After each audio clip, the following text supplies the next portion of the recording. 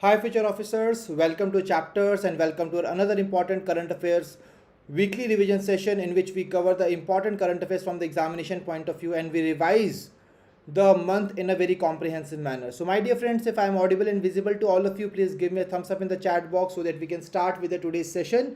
And again, today's session is going to be very important for all of you because right now we are on the month of March 2026 and we are already done with the first week of March, that is 1st to 11th of March 2026, right, which is already done.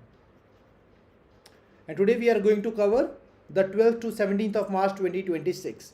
My dear friends, I believe that your preparations are really going well. You have revised everything that we have covered in the previous sessions till now and you are done with the revision of the PDFs and you have also attempted the MCQs quizzes that we have provided to you in the portal, right? I believe that these things are quite clear to everyone. You have revised everything and you are good to go with the today's session. So again, if I am audible and visible to all of you, please give me a thumbs up in the chat box so that we can start with the today's session. So this session is going to be very fruitful for all of you because we all know that for the examination which is going to be conducted on 13th of June of the RBI Grade B officer exam.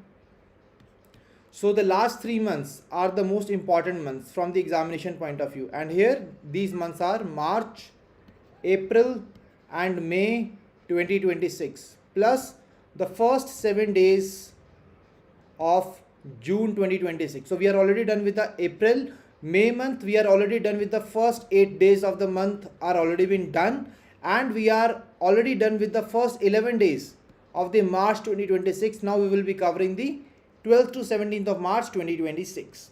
So thank you Kashish and all the people who have joined us live today and for giving me the confirmation that we are good to go with the today's session. Now my dear friends, let's start the today's session. And here before starting, I would like to tell you here that we at chapters divide the current affairs into the two parts, that is phase 1 and 2 and phase 1. So that is basically the important part, right? So phase 1 and 2 are those parts which are important for both phase 1 and 2. That is the current affair which are directly related to the syllabus of the RBI Grade B officer examination. And the phase 1 is that particular part of the syllabus which is not at all related to the syllabus, like sports, defense, awards, exercises.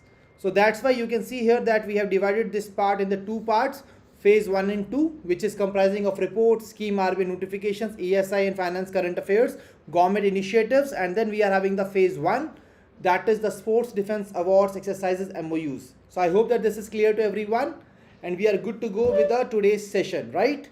So here is a good news. ABC is saying that sir got Canara Bank PO today in reserve list. Congratulations ABC. So it's really great that you have got that particular selection. All wishes from the chapter sent for you and for your bright future. And we all know that you are also preparing for the RBI Grade B officer exam. Now it's your turn to give your best in the RBI Grade B officer exam as well. Okay. So let's start the session. And here is the very first news article, that is the CPI based inflation data for February 2026 released. So my dear friends, when we talk about this CPI based inflation data, this is for the February 2026. And I always tell you that from the examination point of view, we are only required to cover the latest data. And this is not the latest data, right? Because by the time exam will be taking place, we will be having the data of either April or May with us, right? So that is why this particular article is not relevant for now from the examination point of view for all of you. Okay. So I hope that this is clear. So consumer price index is basically a measure used to track changes in the average prices of goods and services that people commonly buy. And at the wholesale level, my dear friends, what is that? It is a wholesale price index. Clear everyone?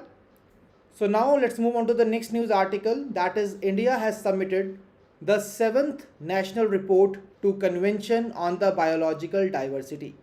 So my dear friends, it is a very important report because it is the very first one which has been launched after the adoption of Kunming-Montreal Global Biodiversity Framework.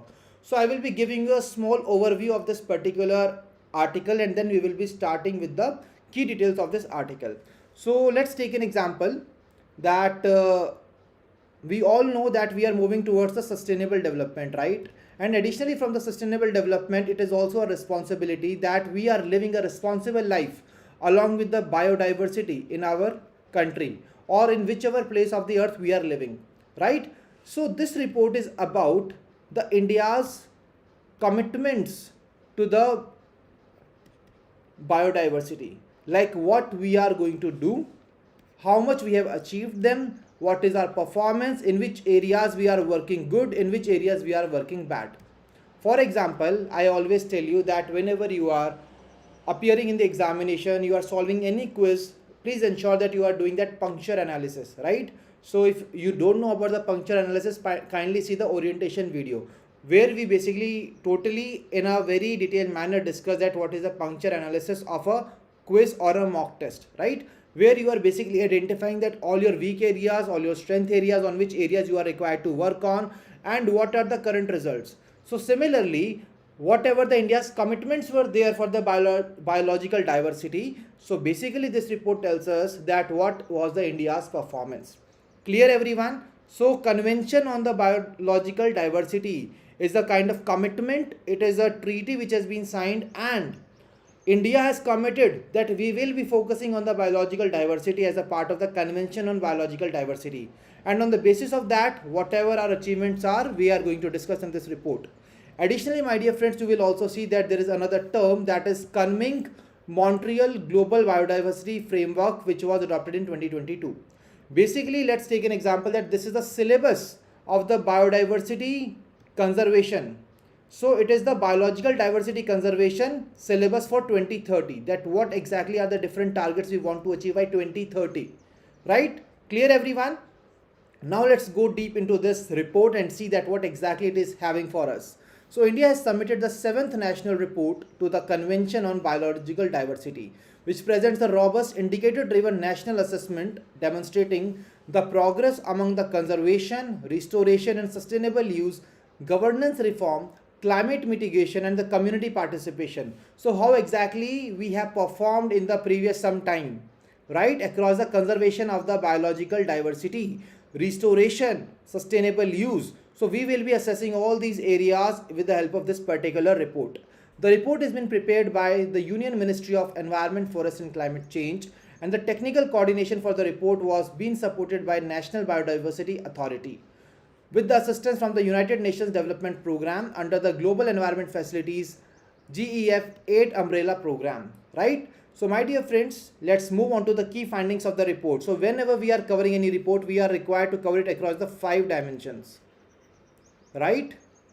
So you all know those 5 dimensions. The first dimension is the releasing body, then about section of the report, third one is important rankings, fourth is key findings, and the fifth one is key recommendations, right? So here we have covered the releasing body, that is the Union Ministry of Environment, Forest and Climate Change, and the technical coordination was by the National Biodiversity Authority. And about section we have already covered that what exactly this report is going to tell us. And then important rankings will not be the part of this particular report. We will be having the key findings. Clear everyone? So now let's move ahead. What are the key findings of this report? So India has largely completed the planning and policy alignment phase of the biodiversity commitments. So India has completed the planning. So basically India says that as a part of the report, we have really performed well in the planning, in the policy alignment, in the forest recovery. But India is not doing good in terms of the degradation of the land, in restoration of degraded land. We will be covering that in the upcoming part. So under the National Biodiversity Target number 1, which focuses on biodiversity, inclusive land and sea use planning. So basically, my dear friends, what exactly this means, the land and sea use planning. Let's take an example that you are making your house, right? You are constructing your house. You know that what will be the layout of this house, right? Where exactly will be your drawing room, where exactly will be your dining room, where exactly will be your washroom, where exactly will be your storeroom, where exactly will be your kitchen, where is your bedroom, where is your lobby, everything will be the part of that room, right? So you are already aware that where exactly we will be setting what. Now my dear friends, similarly, when you are living in a ecosystem, you have to ensure that if there is any particular area, let's take an example, this is a forest area, right? So we have to ensure that when we are setting up new towns, we have to ensure that we are not disturbing this particular area, right? We are totally planning that we are not going to disturb the existing ecosystem, and we will be setting up the towns in such a manner that the biodiversity is not getting impacted negatively. Clear? So that's how we are required to plan this. So that's what it means, land and sea use planning. And the report describes two very important findings. The first one is that India's forest and tree cover is now stands at 8.27 lakh square kilometers, which represents 25.17% of the country's geographical area. So you can see here that India's forest and tree cover is now 25.17% of the country's geographical area.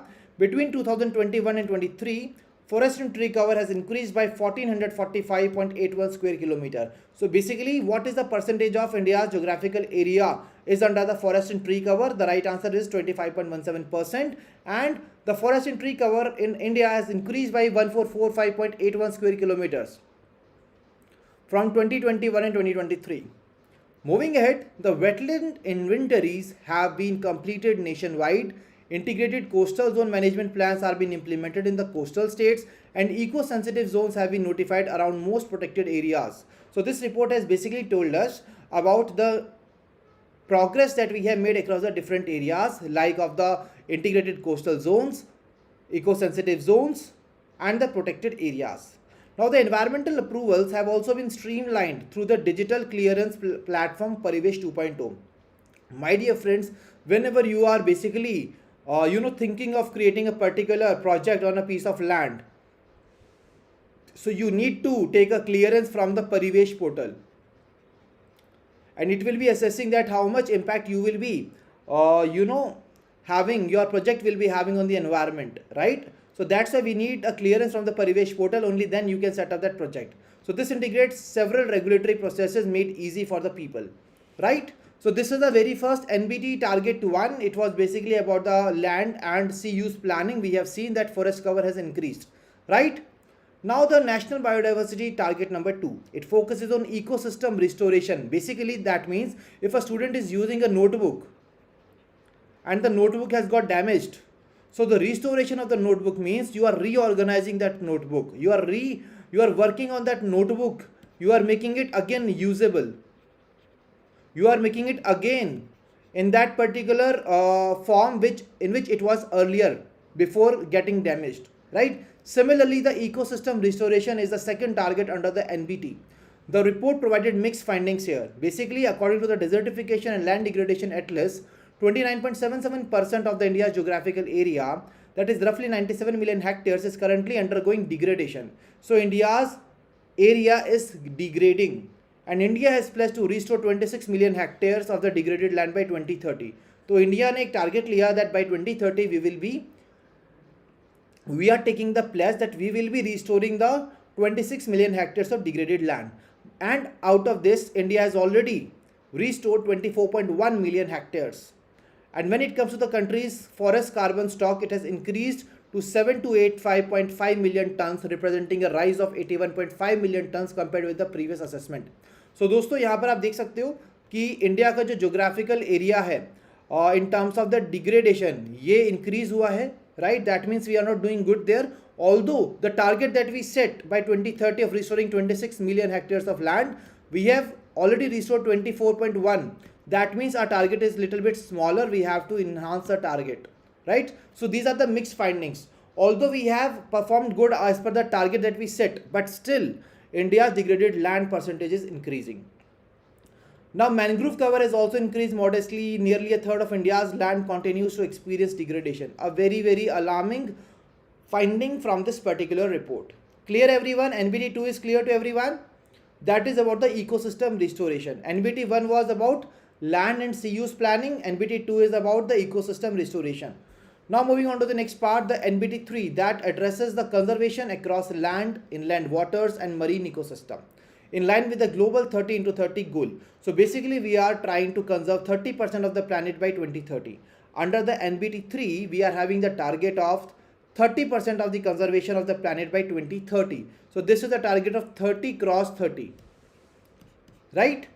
India reports continued expansion of its protected areas network. At present, 5% of India's geographical area is designated as formal protected area. That means we are not going to disturb this area at any cost. So 5% of the area, little more 5% of the area of the India is formally protected. Additional forest categories contribute to the broader conservation coverage.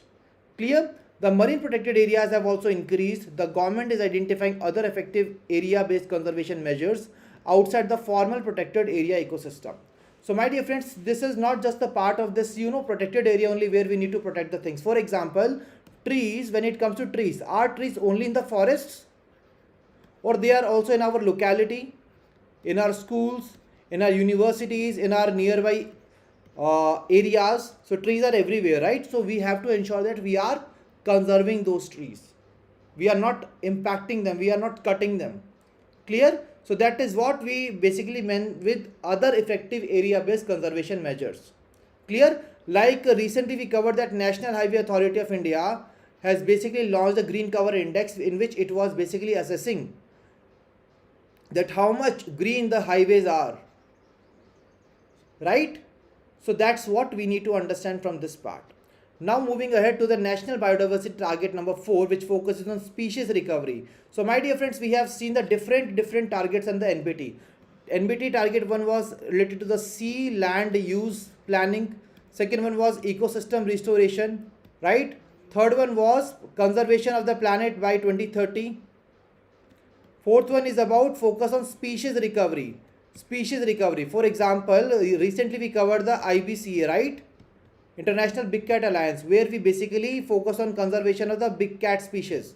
Similarly, guys, India has launched the Project Tiger, which was launched in 1973, where we basically focused on conservation of the tigers, right? That's why you can see that India's tiger population stands at 3167, reflecting continued recovery in the tiger population. Why exactly we started doing this? Because we have seen that the tiger population was decreasing in our country, and when it comes to the Asiatic lions, it has also increased. So we have worked well in the tree forest cover area, we have worked in the ecosystem restoration, although still the degradation of the land in the country is increasing.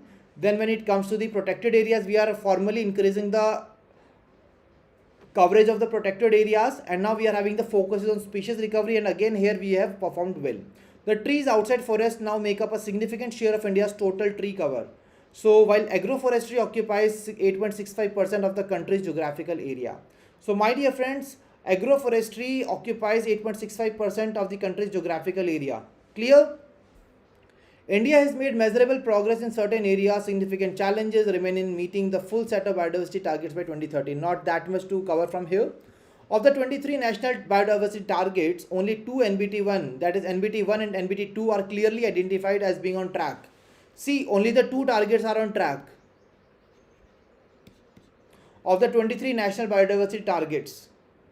And in the remaining targets, we are lagging behind. When it comes to CBD, my dear friends, I already told you it is an international environmental treaty which focuses on commitment to conserving biological diversity and using natural resources sustainably.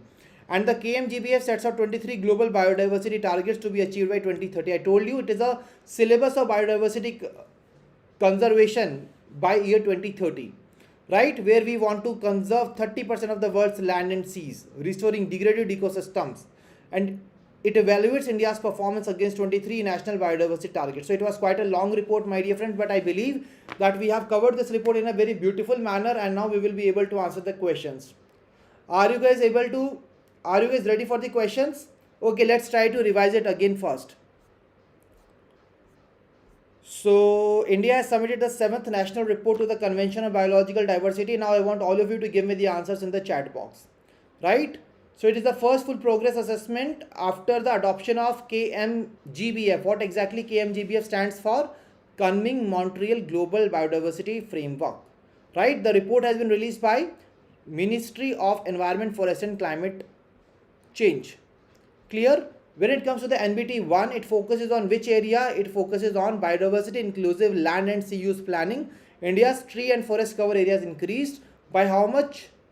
1445.81 square kilometer, and the total geographical area is 8.27 lakh square kilometers, which is 25.17% of the country's geographical area. When it comes to the next part, the environmental approvals are also being made quick through the clearance platform Parivesh 2.0. Under the NBT2, my dear friends, what is there? It focuses on ecosystem restoration.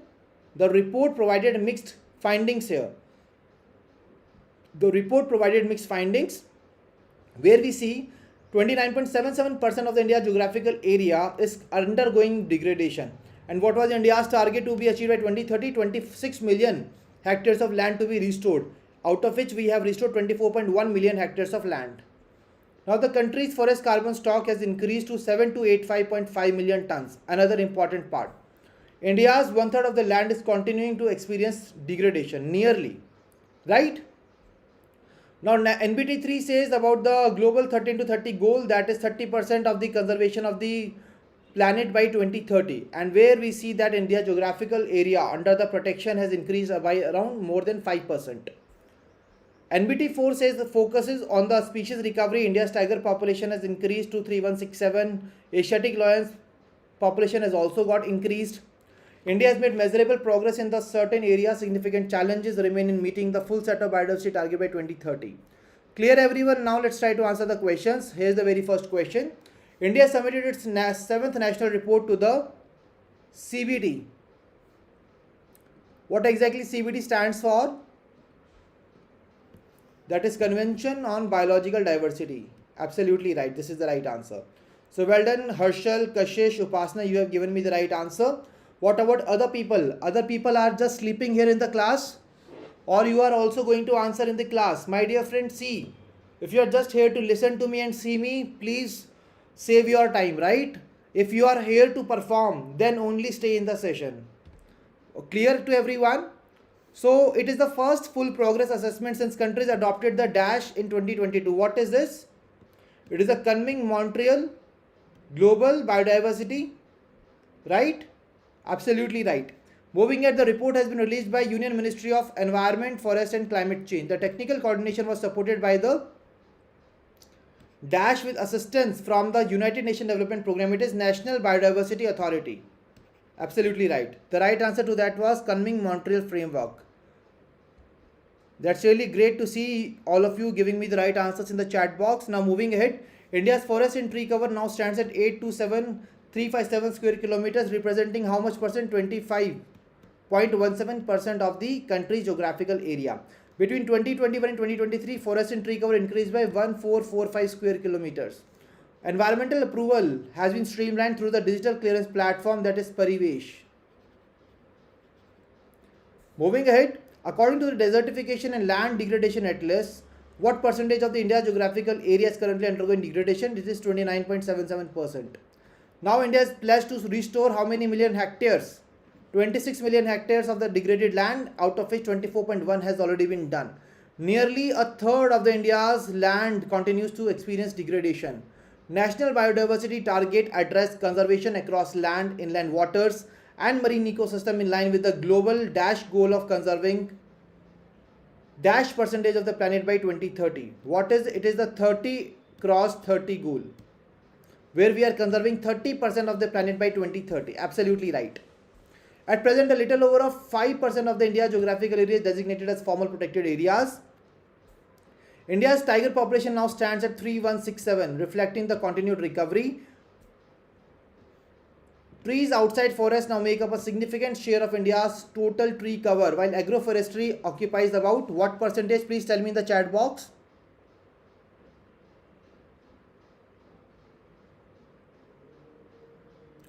The agroforestry occupies what percentage? Let me see who will give me the right answer. So I can see Kashish, Material Share, Upasana, Ram. Everybody is giving me the right answer to the question. Absolutely right. So well done, my dear friends. Yes, it is 8%, 8.12%. Clear.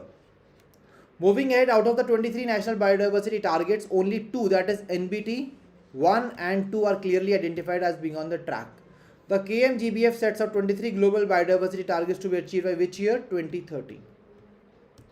So my dear friends, I believe that even I will be asking you to write a descriptive answer on this report, you will be able to do that now.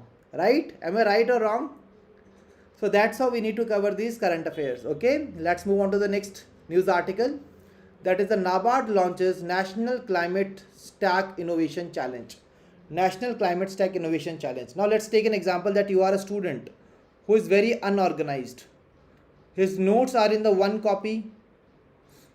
His mock test performance is in the another copy, his key important areas in the another copy, right? So you are having different 6 to 7 set of copies. And when I say that give me the proper analysis of your preparation, then you are just looking here and there into, and you are just going through all the copies all together and getting so much confusion, right? Let me tell you, my dear friends, just like this unorganized student, let me tell you that when it comes to the data of India related to the climate, it was also basically quite very unorganized. Why so? Because we were having the climate related data onto the different platforms, and that's why it would have been difficult for the different stakeholders in the country in order to assess the climatic situation. And as you all know that climate really plays a very important role. For example, for the farmers, climate plays a very important role, that in which that what is the time when we will be receiving the rainfall, how much rainfall will be taking place, which what we should not do as the rainfall is coming. So we need some good climate forecasting, right? And my dear friends, let me tell you that when you are arranging all the data layer by layer, when you are arranging all the data layer by layer, it is called a stack. And as for the farmers, what is the name of that organization in our country which really works a lot? That is the NABARD. So NABARD basically launched a particular portal. What is the portal? It is a National Climate Stack Innovation Challenge. So what it is? Climate Stack Innovation Challenge.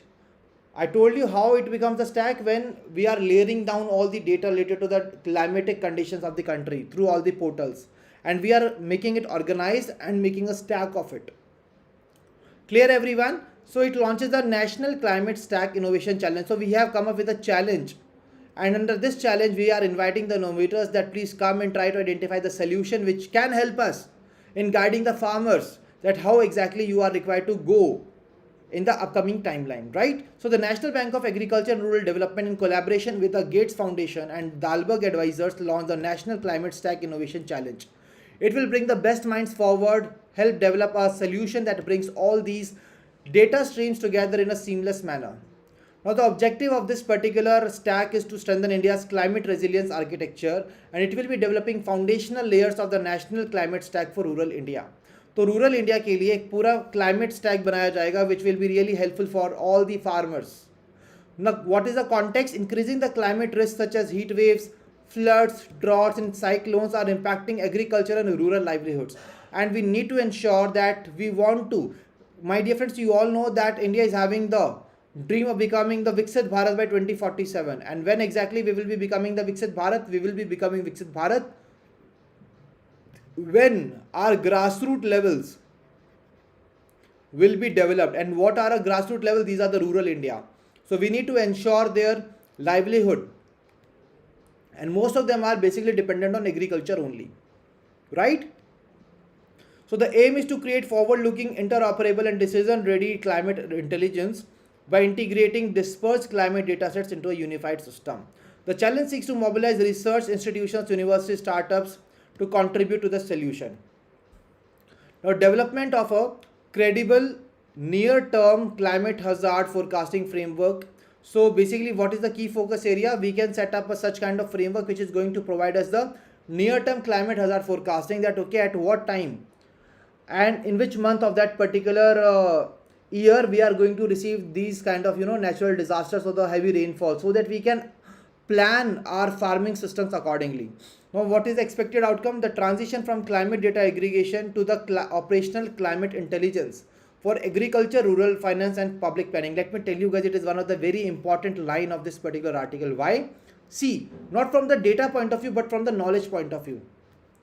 The climate data aggregation means just the collection of data, and the operational climate intelligence means using that collected data in your favor and doing all the planning, keeping in mind that particular data, that what exactly that data says and tells us.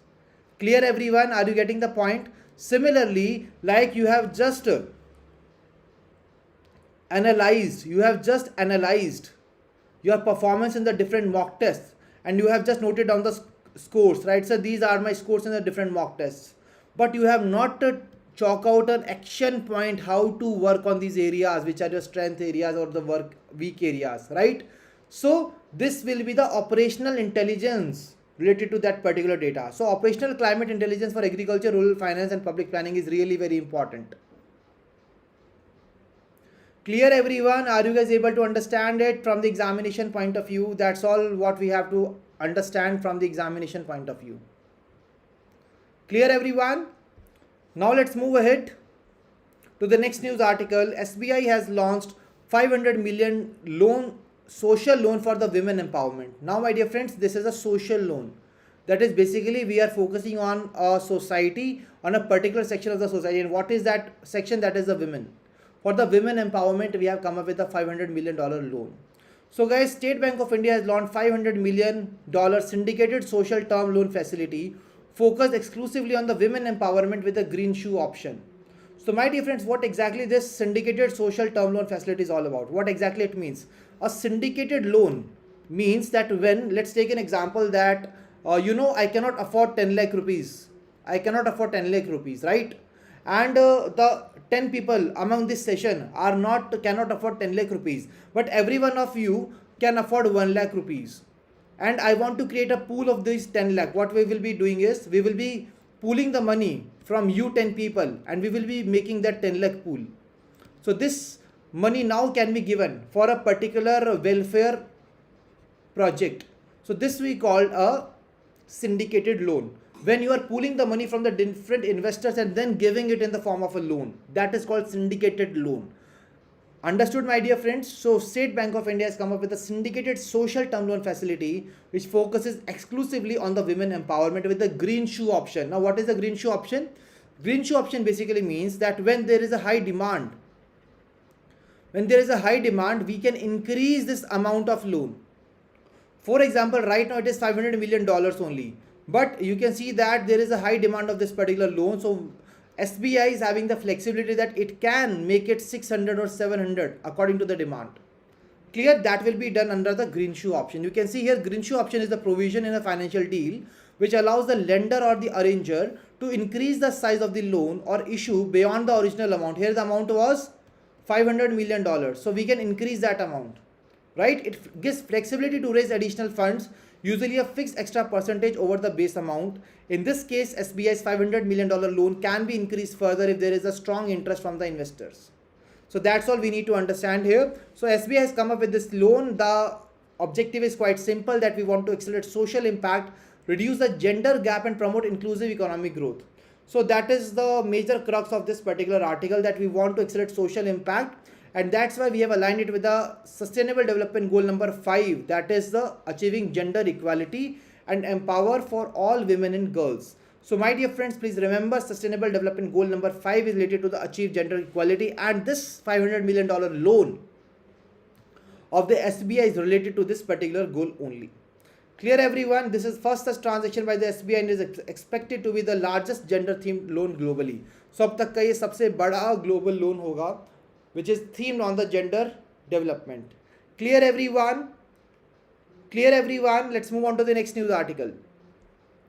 So Romania has ratified the framework agreement of International Solar Alliance. My dear friends, you all know International Solar Alliance is a brainchild of Indian government which signed the ISA along with the France, right? Where we are basically encouraging the countries to use more and more solar energy, to be dependent more and more on the solar energy. Right now we are getting the electricity from the non-renewable resources, but we want to exploit this renewable resource of the solar energy, right? So what exactly happens is that, for example, there are two friends. For example, me and Jalad sir, right? So we basically verbally made an agreement that, okay, we will be launching chapters. Clear everyone? We will be launching the chapters. So right now it is just a verbal agreement between us, just on the matter of the understanding. But the point at which we are signing a written document, which is a legal document. So basically these chapters become legal in nature, right?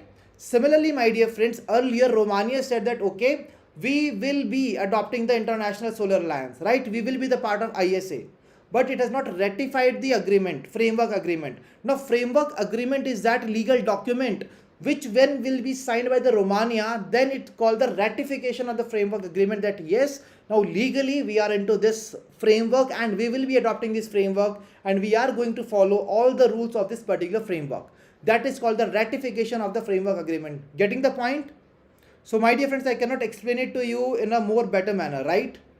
So I have provided you all the practical examples which can be used in order to make you understand these articles. And these articles are quite important for both phase 1 and phase. So I'm not just making sure that you are just covering the article. No, I'm trying to ensure that you are understanding the article, you are covering the article, you are revising it and you are retaining it in the session itself, right? So now let's move ahead. So the news article is that Romania has presented its instrument of ratification of the framework agreement of the International Solar Alliance at the Ministry of External Affairs, Government of India. The objective is simple. We want to strengthen global cooperation in the solar energy, and that is the reason that why ISA was being launched. Now when it comes to the International Solar Alliance, as I already told you, it is an intergovernmental organization which works to promote solar energy deployment globally for sustainable development and energy access. It was launched by India and France in 2015 during the Paris Climate Conference COP21. Guys, please remember these details are very, very important. The aim is again basically focusing on the sustainable development goal number 7 and SDG goal number 13. Right? The 13 is related to the climate action and 7 is related to the affordable and clean energy. So when it comes to the framework agreement of the ISA came into force in 2017, and this framework agreement only has now been legally signed by Romania. And that is why we are saying that it has ratified the framework agreement of International Solar Alliance. Right, my dear friends, moving ahead. So ISA seeks to unlock $1 trillion in the solar investments by 2030. That is the target. Please, I'm marking the star here. Note down this detail in a very highlighted words. $1 trillion is the investment that we want to clock in by 2030 in the International Solar Alliance in the solar energy. Towards its 1000 strategy. Now what is the 1000 strategy? That we will be providing energy access to 1 billion people. We will install 1000 gigawatt of solar energy capacity. And achieving these targets would mitigate the global carbon emission, reducing 1000 million tons of carbon dioxide annually. So what is the 1 trillion 1000 strategy, my dear friends? 1 trillion investment will be there. 1 billion people will be served. 1000 gigawatt of solar energy capacity will be created and 1000 million tons of carbon dioxide will be reduced. Clear, everyone? Where is the headquarter? The headquarter is in Gurugram, Haryana. And now I want all of you to give me the name of the person who is the head of International Solar Alliance. Please give me the right answer. This is the homework question for all of you. ठीक है जी, ये आपके लिए. This is the homework question, right? That's all, my dear friends, from this article. Now let's move on to the next article. MSD has signed an MOU with the Gati Foundation. So my dear friend, let's take an example that there are so many people in our country who are having a dream. There are so many people in our country who are having a dream of working abroad, right? But they don't know how exactly we can go outside and we can work outside. How we can go outside and we can work outside. From where exactly we can, see that, okay, which are the companies which are hiring. What are the skill set that they are looking out for? How exactly I can apply? What are the different documents that I need, right? And how I can join. Is there any fraud?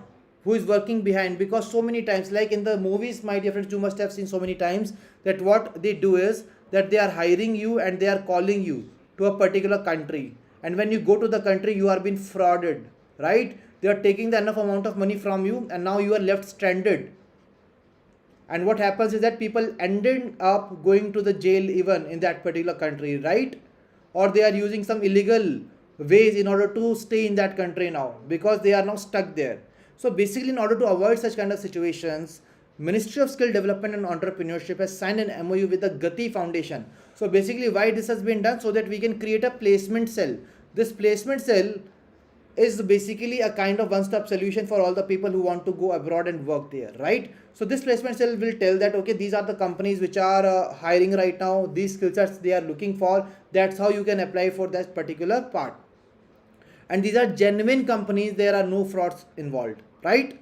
So that is why with the Gati Foundation to give the Gati to the foreign employment of the Indian nationals, so basically we have come up with this MOU to strengthen overseas employment and global mobility of the skilled Indian workers.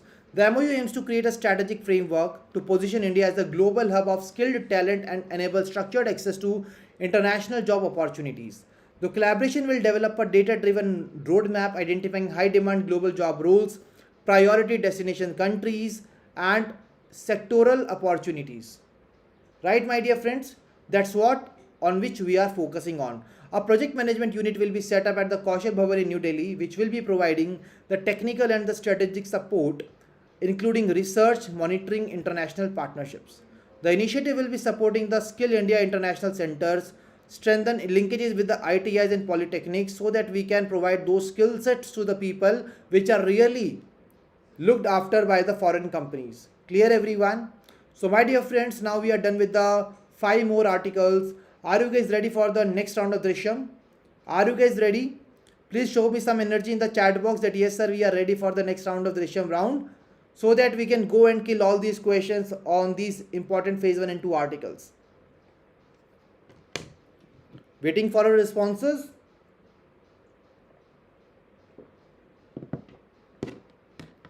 Okay, so I can see that yes, now you guys are ready. So let's move ahead. The first news article is Dash launches the National Climate Stack Innovation Challenge. Please quickly tell me here in the chat box. Please tell me in the chat box what is the name of that organization which has come up with the National Climate Stack Innovation Challenge. That is NABARD. NABARD is the right answer. To strengthen India's Dash architecture by developing foundational layers of National Climate Stack for Dash India. So basically to strengthen India's climate architecture by developing foundational layers of a national stack for a rural India. Rural India के ऊपर हमें focus करना है. The focus area is development of a credible near-term 10 to 15 year climate hazard forecasting frameworks. Right? That's all from this article. Let's move on to the next part. So State Bank of India has launched a social loan for women empowerment. What is that amount? $500 million loan agreement. $500 million loan agreement. Clear? So this $500 million loan agreement of a syndicated social term loan facility has been launched. The initiative aligns with the Sustainable Development Goal number dash, which achieves gender equality and empowerment for all women and girls. What is that? It is goal number 5. A dash is a provision in a financial deal that allows a lender or arranger to increase the size of the loan. That is the green shoe option. That is a green shoe option. Clear, everyone? Moving to the next part, which country has ratified the framework agreement of the International Solar Alliance? That is Romania. For the framework agreement of the ISA, that is International Solar Alliance, at the Ministry of External Affairs, Government of India. So International Solar Alliance was launched by India and which country? France. In which year? 2015. During the Paris Climate Conference COP21. The framework agreement of ISA came into force in which year? 2017. ISA seeks to unlock $1 trillion in the solar investments by 2030 through its towards 1000 strategy, focusing on reducing both technology and financing costs. This ambitious plan aims to provide energy access to how many people? 1 billion people. Install how much gigawatt of solar energy? Capacity 1000. Achieving these targets would significantly mitigate the global carbon emission, reducing dash tons. How many tons, my dear friend? 1000.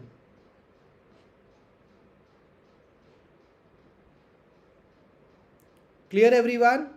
The headquarter is in Gurugram, Haryana. Absolutely right. I can see here. So Kashish, Ram, Harshal, Kavya, Material Share, 505, Pooja, Nandini, Kavya, Harshal, Upasana, all these people have given me the right answer to all these questions. So well done, my dear friends. That shows that yes, you are able to retain all the important information. Now let's move ahead. Dash has signed an MOU with the Gati Foundation. What is the name of that ministry? Ministry of Skill Development and Entrepreneurship has signed this MOU. The MOU aims to create a strategic framework to position Dash as a global hub. Position India as a global hub for skilled talent. Now a project management unit will be set up at a Kaushal Bhavan, New Delhi, to provide the technical and strategic support, including the research, monitoring and international partnerships. Clear everyone? Okay, so everybody has given me the right answer. Well done. Now let's move on to the next part. So now, my dear friends, we have moving on to the next news article, that is the launch of the Sujal Gaon ID and the review of Jal Jeevan Mission 2.0 implementation. So guys, we have already covered the Jal Jeevan Mission 2.0 so many times earlier, right? In the month of April, so I don't think that there is a requirement of discussing it again. So you all know Jal Jeevan Mission 2.0 timeline has been extended till December 2028 with an outlay of 8.69 lakh crores. And the ministry is going to provide Sujal Gaon ID, a unique digital identifier for complete digital mapping of the rural piped water supply assets. We have already covered all this information in the previous article. Right, my dear friends? So I am just moving on to the next article now. That is the growth of the data center capacity and infrastructure support in India. So my dear friends, when it comes to the growth of data center capacity and infrastructure support in India, so my dear friends, you all know that right now we are focusing more on the artificial intelligence, right? Let's take an example. I tell you that, okay, please attend the session, right? Kindly attend the session. I am making it mandatory for you to attend the session. But you people are not having the mobile phone or the tablet or the laptops or the computers, right? So will you be able to watch the session on the YouTube? Please answer me yes or no. Answer is no, right? A clear no. Let me tell you, friends, similarly, when we want to use the artificial intelligence, right, we must be having the good data center capacity in our country, because then only we will be able to process the lot of data, and then only we will be able to identify the findings from that particular artificial intelligence process. So that is why we need some data centers in our country, and that too we must be having a good data center capacity, because the larger the amount that we are having, the larger the quantity that we are having, so it will be more easier for us to basically go after that, right? We will be more comfortable in using the artificial intelligence. That is why India is also focusing on the data centers capacity in the country. So data center capacity in India increased from 375 megawatt in 2020 to around 1500 megawatt by 2025. तो ये हमारा improve हो गया 375 megawatt से 1500 megawatt तक. Clear everyone? Under the AI compute water capacity framework, 38,231 GPUs have been onboarded through 14 empaneled service providers at the data centers. So total 38,231 GPUs को हम onboard कर चुके हैं. गाइज, ये GPU का क्या काम होता है? आपने देखा होगा पहले जब हम लैपटॉप्स को खरीदते थे, या फिर आप देखते हो कि आजकल के लोग जो गेमिंग करते हैं मोबाइल फ़ोन्स पर, right, for example PUBG and all, so basically उनके फ़ोन के अंदर they are having really high GPU power, right? So GPU is that engine which basically helps us to run those processes in the inside, to show you the best of the graphics, to process the high amount of information in the backend, right? So basically the same amount of GPUs, the same 38,231 GPUs are now being used for AI compute capacity framework of the country. These GPUs are unique to startup, provided to startups, researchers and academia and eligible users at subsidized average rate of 65 per hour. So guys, what exactly we are doing is that, let's take an example. We created a shop, right? And this shop is basically lending the GPU. It is lending the GPU. Now what is the rate of the GPU? Like a startup is having a lot of data, and it wants to understand the trend analysis, that basically what is happening, right? It wants some good important findings across a certain set of parameters. So what will happen? This shop will lend these GPUs to that startup, and for a period of 1 hour it will be charging it rupees 65. And what the startup will be doing, it will be adding all the data, and it will be giving all the data to the GPU. It will be processing it and show and give the findings. They can collect the findings and they can move outside the shop. Now they can work on those findings. Clear? So that is why we are basically coming up with this part. So please remember the subsidized average rate of 65 per hour, which is quite very less as per the global average cost, about 1/3. Clear everyone? The data centers are located in the cities such as Mumbai, Navi Mumbai, Hyderabad, Bengaluru, Noida and Jamnagar.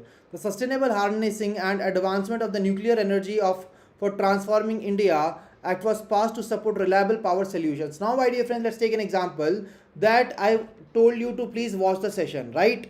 And you are having the mobile phone, you are having the tablet, you are having the laptops, but electricity is not there in your house.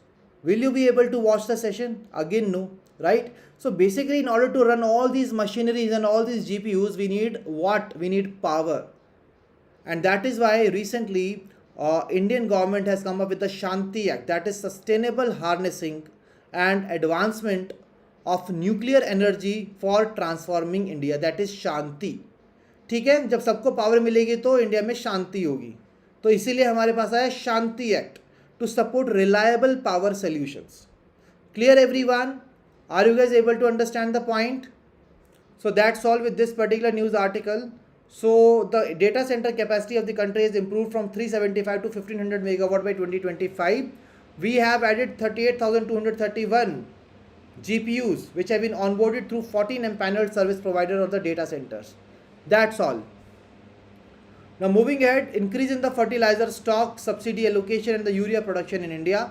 So my dear friends, India has secured a fertilizer stock of 163 lakh metric tons for the April, which is 26% higher than the last year's 128.54 LMT. So इस साल आप देखोगे अप्रैल के लिए जो हमारा fertiliser stock है, it is really at a very higher end. The government has allocated additional 19,000 crores for the fertilizer subsidies. Domestic urea production has increased from 225 to 306.67 LMT. 6 new urea production units have been operationalized under the new investment policy, each with an average annual capacity of 12.7 LMT.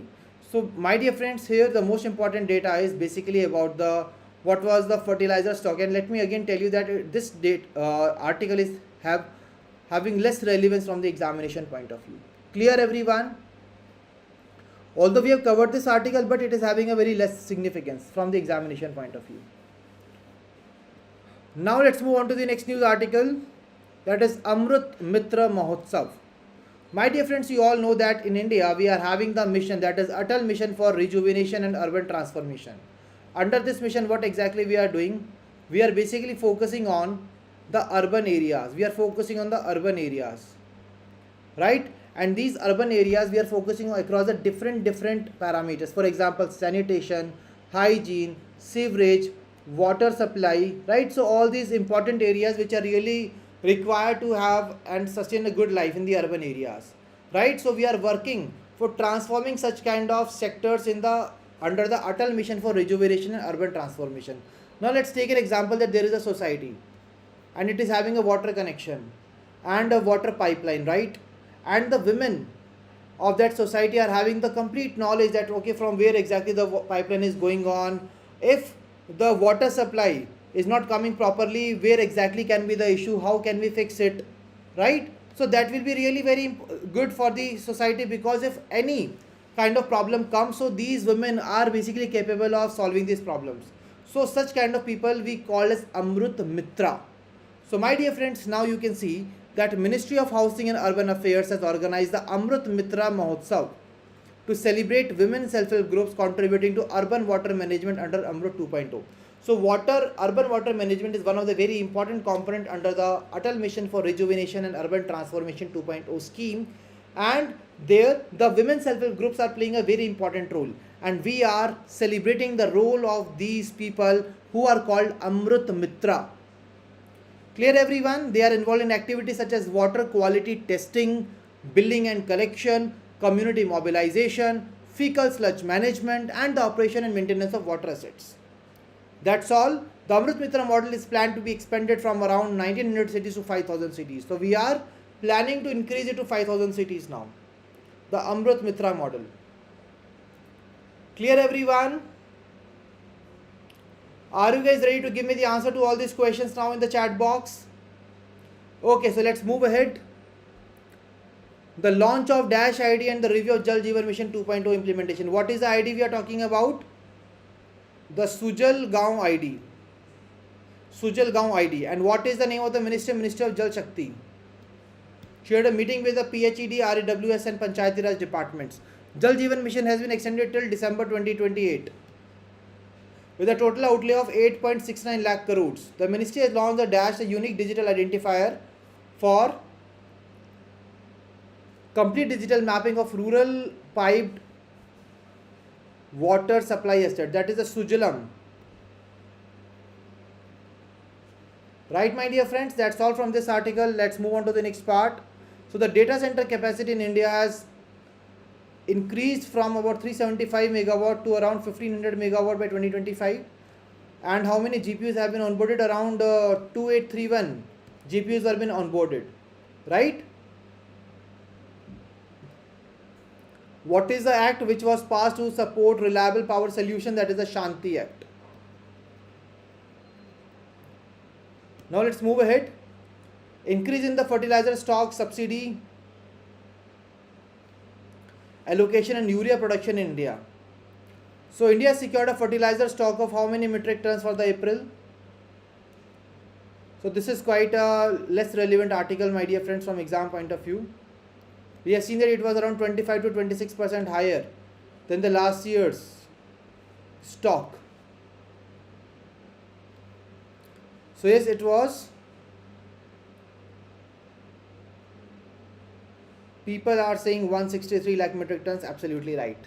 Moving to the next part, the Amrut Mitra Mahotsav. The Dash organized the Amrut Mitra Mahotsav to celebrate women, self-help groups and contributing to urban water management under Amrut 2.0.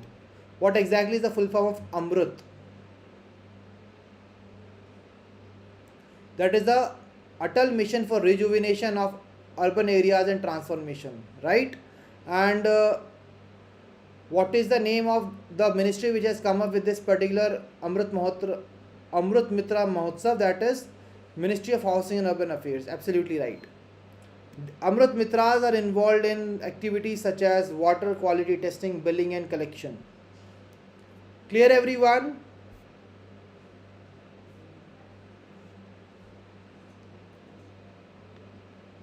So that's all from this article. Now guys, let's move on to the next article. Now the next news article is about the Mudra.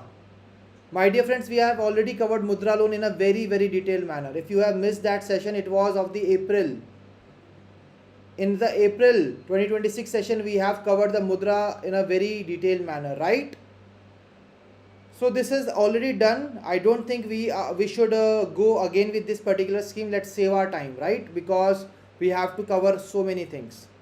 So I can just give you the highlights of that particular scheme for now. That the scheme was launched on 8th of April 2015 to provide collateral free credit. What is the amount for that? Rupees 20 lakh, right?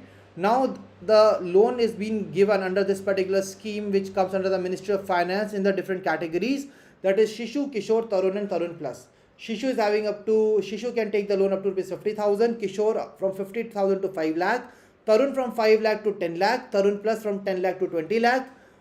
So this was introduced. The Tarun Plus was basically introduced in 24-25, under which you can get the loan up to rupees 20 lakhs, right, in the Tarun Plus category. Now we are having the Mudra card. Mudra card is a kind of debit card which can be used by the Mudra loan account. So basically what happens is that when you are getting the amount, right, it's not like you are using the entire amount in a single transaction. No. Let's take an example. You needed the amount in a phase where, like, out of 2 lakhs right now today, I only need 50,000. So from that Mudra account, I can, withdraw rupees 50,000. So the interest rate will only be on the 50,000 only, not the whole 2 lakh rupees. Clear, everyone? So yes, Kashish, Kavya, we basically completed 11 years of Mudra. Absolutely right. And what exactly Mudra stands for? It stands for Micro Unit Development and Refinance Agency Limited. Absolutely right. So my dear friends, we are done with this news article. We are done with all the important details about the Mudra. Now I think it's the time to move on to the next news article. And the next news article is Samriddhi Kendra inaugurated under the Samriddh Gram Digital Services Initiative. Now, my dear friends, let's take an example that the people who are living in the rural India, they are required to go to the cities areas for so many things, like sometimes for the education, for understanding the government schemes, for applying for the government schemes, for meeting the doctors, for getting their soils tested. What now if I create a particular mall in the village area, and that mall is basically having the different types of shops which will be providing the services across these areas only, right? So this will be really helpful for the village people. So that, let me tell you that this particular place which will be providing all such kind of services to the village people in this single mall, so that is why we call them समृद्धि केंद्र, जहाँ पर जाके समृद्धि मिल जाती है लोगों को, the village people. So समृद्धि केंद्र inaugurated under समृद्ध ग्राम phygital services. Why we say phygital? Because it provides both physical and digital services. For example, there is a person who is having a disease and he wants some consultancy from the doctor. So those telemedicine services will be provided by a doctor who is already in the city, and through the online mode this service can be provided to that particular beneficiary. Clear everyone? So moving ahead, this Phygital Service Center was inaugurated at Umri village, Guna district of Madhya Pradesh under the Samrid Gram Phygital Services pilot initiative of the Department of Telecommunications. The initiative aims to utilize BharatNet broadband infrastructure to deliver the integrated citizen-centric services in rural areas. So basically, my dear friends, I told you that physical services can be provided, but for the digital services, what you need good internet connection, and that is why we are having the BharatNet broadband infrastructure, which is playing a very, very important role. And this particular whole project is implemented by Department of Telecommunications along with the Digital Empowerment Foundation for the field operations, community mobilization, and the capacity building. So now guys, what are the objective? It is very easy that we want to demonstrate socio-economic impact, right? We are providing all the services to the people in a phygital manner in the rural areas. This is a unified service delivery. Why? Because all the services are basically at the single spot. The rural digital empowerment increase the broadband usage in the pilot villages. In the pilot villages, we are going to increase. So we are going to increase these particular services, right? So that is why it is really, really very useful for all the people in the rural areas. It functions as a single window rural service hub providing healthcare, education, skilling, agriculture, financial services, e-governance, entrepreneurship support, and the digital connectivity. Every such kind of service will be provided to these rural people in this Samriddhi Kendra, the mall in my example, right? So the Samriddhi Kendra setup is established and operate. A centralized Samriddhi Kendra is one of the 3 selected pilot villages in the Madhya Pradesh, in Andhra Pradesh, and in the Uttar Pradesh. So my dear friends, now please give me a thumbs up in the chat box if you guys are able to understand this news article. So we have done this Samriddhi Kendra in quite a very detailed manner, and now it's really very high time that we should ensure about this. Clear, my dear friends? I hope that this is quite clear to everyone. So I'm waiting for a response in the chat box that yes, everybody is quite clear with this. Now let's move on to the next news article. Now the next news article is PM Abhim strengthens the public health infrastructure. So my dear friends, PM Abhim stands for Pradhan Mantri Ayushman Bharat Health Infrastructure Mission, which is a centrally sponsored scheme with central sector components with an outlay of 64,180 crore for the fiscal year 21-22 to 25-26. My dear friends, now I want you to go back to a very painful era, a very painful time period. Let's go back to the COVID-19 pandemic period. What happened? We lost so many loved ones of ours, right? Why? Because we were not having, the infrastructure in our country was not that much ready. We were not having so many of the labs, clinics where the testing of the people can be done, from where the immunization of the people can be done. And that's why, my dear friends, what if such kind of timeline, such kind of period comes again? So basically, to ensure that for the proper safety of the people of our nation, right, we must ensure that we are having a good infrastructure for the health, so that we can fight such kind of pandemics in the upcoming period. And that's where, my dear friends, Government of India come up with the initiative of PM Abhim, which stands for Ayushman Bharat Health Infrastructure Mission, in which we are going to focus on creating the good infrastructure which can come into action during such kind of difficult periods like COVID-19 pandemic. So when it comes to this scheme, it is a centrally sponsored scheme. Now, what is a centrally sponsored scheme and what is a central sector scheme, my dear friends? The central sector scheme is that scheme in which the complete contribution is from the Union Government of India. But the centrally sponsored scheme is that scheme where the contribution is shared between the central government and the state government. Clear, everyone? So this scheme is a centrally sponsored scheme with an outlay of 64,180 crores. Now this scheme was being launched under the Ministry of Health and Family Welfare to strengthen health systems across the primary, secondary and tertiary levels and improve preparedness for the pandemics and health emergencies of the country. Objective is quite simple, that we want to strengthen the public health infrastructure, enhance disease surveillance, diagnostics and research capacity, building resilient health systems. The scheme supports both rural and urban health systems through investments in the laboratories, critical care infrastructure, surveillance systems and emergency response mechanisms. So we are going to work across all these areas. So now, my dear friends, I would like to ask you a very important question. This Ayushman Bharat Health Infrastructure Mission is a central sector or central sponsored scheme. Please tell me in the chat box. It is a centrally sponsored scheme. It is having an outlay of 64,180 crores and the timeline, the tenure is 2021-2022 to fiscal year 25-26. Clear to everyone? The nodal ministry is Ministry of Health and Family Welfare. It works on strengthening the health systems across primary, secondary and tertiary levels. Clear to everyone? Clear to everyone? So let's move on to the Drishyam round now. So my dear friends, Pradhan Mantri Mudra Yojana provides collateral free loans up to rupees 20 lakhs. And in the previous question, guys, the question was Amrut Mitra model, right? We are going to expand it from 1900 cities to how many cities? Can anybody tell me? It was 5,000 cities. Moving ahead, so the Pradhan Mantri Mudra Yojana was launched in 2015 to provide collateral free credit up to rupees 20 lakh. Nodal ministry is Ministry of Finance. The scheme includes 4 loan categories, that is Shishu, Kishore, Tarun and Tarun Plus. The Tarun Plus category was launched in 24-25. The Mudra card is basically issued against the Mudra account. The Mudra stands for, now what is Mudra stands for, you will be telling me in the chat box. The Mudra was registered as a company in March 2015 under the Companies Act 2013 and as a non-banking financial institution with the RBI. Clear, everyone? We are done with this. Now moving on to the next news article. Dash inaugurated under the Samriddh Gram Digital Services Initiative, that is the Samriddh Kendras in the Guna district of Madhya Pradesh. The initiative aims to utilize Dash infrastructure, that is the phygital infrastructure, that is physical as well as the digital infrastructure. It is implemented by Dash in partnership with the Digital Empowerment Foundation.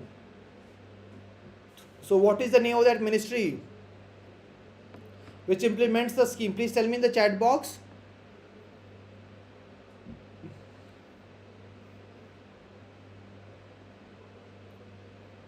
What will be the right answer? It will be Ministry of Telecom. Clear? Now Dash establish and operate as a centralized Samriddhi Kendra is one of the 3, the Department of Telecommunication, right, my dear friends?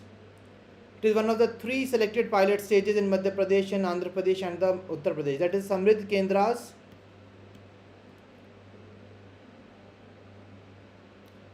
Samriddh centers, right? Moving ahead, the PM Abhim scheme, it is a central sponsored scheme with an outlay of 64,180 crores. Nodal ministry will be Ministry of Health and Family Welfare. Absolutely right. So my dear friends, I hope that this is quite clear to everyone. We are done with all the important areas. So yes, that's the right part. So there were people who were having the confusion in that particular implementation. It is implemented by Department of Telecommunication, my dear friends. It's not the Ministry of Communication. Please remember, it is not the Ministry of Communication, it is the Department of Telecommunications.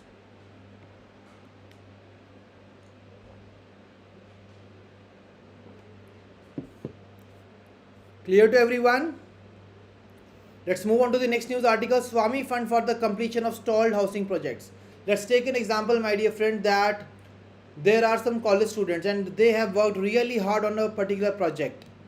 उन्होंने अपना पूरा project complete कर लिया. Now they were required to submit the copy of that project and now they are not having the money to get the printout of that project, to get the thesis done and to get the models done, right? So basically, let's take an example. I help those people by giving some additional financial assistance to these people. So what will happen? They will be able to complete their projects, right?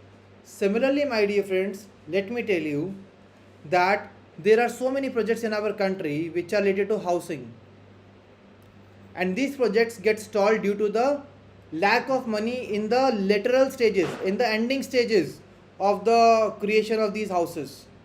So for such kind of stalled projects, Government of India came up with the idea that we need a Swami to help this particular stalled projects, and that's why they come up with the Swami Fund for completion of the stalled housing projects. Swami stands for Special Window for Affordable and Mid-Income Housing Investment Fund. It was launched in year 2019 to provide last mile financing to stalled housing projects. It aims at outcome-based infrastructure support by ensuring timely completion of the projects. It focuses on completing financially stressed out viable projects to increase the housing supply and protect home buyers. Guys, you can also see even the journey of the Swami Fund. Like in November 2019, it was launched. In May 21, first home was delivered. In December 25, over 58,000 homes have been delivered under the Swami Fund. The fund operates as a government-backed investment vehicle providing priority debt financing to delayed projects. The Government of India is basically the sponsor, with the Department of Economic Affairs, Ministry of Finance responsible for oversight. SBI Cap Ventures Limited manages the fund. So my dear friends, please remember these details. Swami Fund, who is the sponsor? Government of India. With the Department of Economic Affairs, Ministry of Finance, they are responsible for oversight of the fund. And who will going to manage this fund? That is the SBI Cap Venture Limited. When it comes to the Swami Fund, guys, it is a category 2 alternative investment fund. Now, what are the alternative investment fund?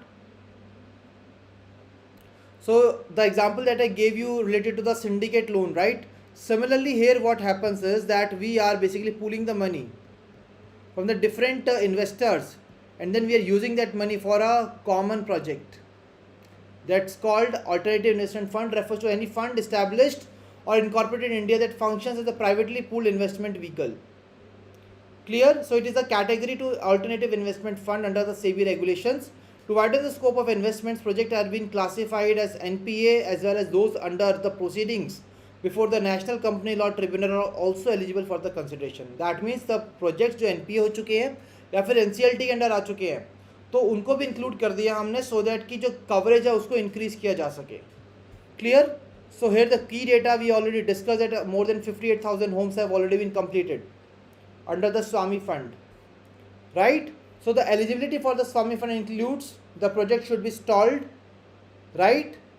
Network जो है वो positive होना चाहिए project का. Priority for the projects very close to completion. ऐसा नहीं कि 40% ही कवर हुआ था, no, it should be around the, it should be very close to completion. Then the real estate regulatory authority registered. It should be RERA registered and affordable and middle income category. It should not be like for the high ending people, like for the Mukesh Ambani or for the Indian ministers. No, it should not be for those people. It should be affordable and middle income category. Clear everyone? Getting the point?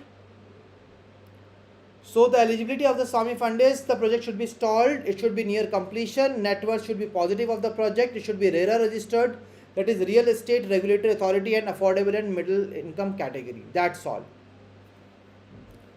Now my dear friends, let's move on to the next part, that is the Bharat Vistar AI based digital public infrastructure platform has been launched. Now what is the Bharat Vistar? My dear friends, you all know that in our country so many people are basically dependent on the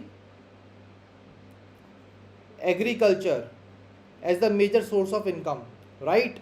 But you know what happens is that these farmers, my dear friends, so basically We know that there are so many farmers in our country who face a lot of issues. They are having so many queries, like you are having so many queries now, ki sir, how many months of the current affairs we need to cover, from where we need to cover, what we need to cover, what we need to cover, what we don't need to cover, right? Similarly, farmers are having so many, the different queries, like this season is coming, which crop I should grow, from where exactly I will be getting this beneficiary of the scheme, from where exactly I can get these quality seeds, what are the different fertilizers I can use, what are the particular pesticides I should avoid using in this particular crop. So these are the different questions that they are having. And right now let's take an example that you are asking me the question about your examination. You are asking me in English and I am giving you answer in Haryanvi. Or let's take an example in Telugu or Punjabi or Gujarati. You won't be able to understand, right? Similarly, my dear friends, if these farmers are having these questions and these questions are being answered in the language which cannot be understood by the farmer, it is of no use. So that's why, to resolve all these issues, Government of India came up with the initiative of Bharat Vistar. Vistar stands for Virtually Integrated System to Access Agricultural Resources, is an AI powered multilingual voice first digital public infrastructure platform announced in the Union Budget 26-27 with the allocation of 150 crores. तो कितना allocation है 150 करोड़ का, जिसके साथ इसको start किया गया. It is a voice first digital public infrastructure platform. It is developed in compliance with the Digital Personal Data Protection Act 2023 with data security aligned to Ministry of Electronics and Information Technology and CERT in guidelines along with the periodic security audits and risk monitoring.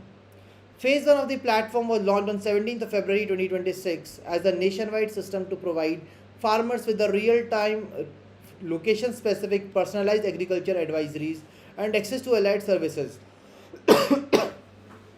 Now, my dear friend, let's take an example that I am asking the question to this Bharat Vistar and it is giving me the answer. Like I am in Haryana and it is giving me the answer of the Tamil Nadu, right? So it is not going to help me out. So basically, I want the answer which is specific to my location only. For example, in the Haryana, it should be in the Western Haryana, right? On the border part of the Western Haryana. So basically, that's how we need to understand. Right. Similarly, this particular Bharat Vistar is going to provide the details in this manner only to the farmers. And this is in compliance with the Digital Personal Data Protection Act with data security aligned to Ministry of Electronics and Information Technology and CERT in guidelines along with the periodic security audits and risk monitoring. The platform integrates data from the government digital ecosystem and scientific inputs from the Indian Council of Agricultural Research to deliver advisories on crop management, weather, market services, pest and the disease alerts and soil health. Clear everyone? So all these services will be provided. Under the phase 1, it is available in Hindi and English through multiple channels. The telephone number is 155261. Voice-based AI chatbot facility will be there. Ministry of Agriculture and Farmer Welfare web portal and mobile application will be there. Right? And let me tell you that it integrates the 10 central schemes like Pradhan Mantri Kisan Scheme, Pradhan Mantri Fasal Bima Yojana that we already covered, right? Then Soil Health Card, Kisan Credit Card, Agriculture Infrastructure Fund, PM Krishi Sinchai Yojana, PM Asha, Modified Interest Subvention Scheme, Per Drop More Crop and Sub Mission on the Agriculture Mechanization, right? So now my dear friends, these are the 10 schemes under which have been integrated with this particular Bharat Vistar. Clear everyone? So let's try to discuss it again. So Bharat Vistar, it stands for Virtually Integrated System to Access Agricultural Resources. एक AI powered multilingual voice first digital public infrastructure platform है which has been launched with the allocation of rupees 150 crore. It is compliant with the Digital Personal Data Protection 2023. Phase 1 has been started in 17th February 2026 as a nationwide system to provide farmers with the real-time location specific personalized agricultural advisories. Now it is basically compiling the integrating 10 schemes with it that we have already discussed. Now my dear friends, I would like to give you a disclaimer here, a very important part I wanted to discuss with all of you. See guys, just 2 days before we discussed the modified interest subvention scheme, right? That was MIS scheme, modified interest subvention scheme, and under that we saw the Kisan credit card. So your doubt was basically appropriate that basically let me tell you, my dear friends, in the lateral part of the March, we saw a particular link where it was mentioned that it has been now increased from 3 lakh to 5 lakh. So please ensure that you are retaining this information that it is now 5 lakh, right? Although the part that I showed you, that was also correct, but that was of the May 2025. Now it has been corrected in the March 2026, right? So it has been increased from 3 lakh to rupees 5 lakh. Clear everyone? If yes, please give me a thumbs up. Everybody please give me a thumbs up in the chat box.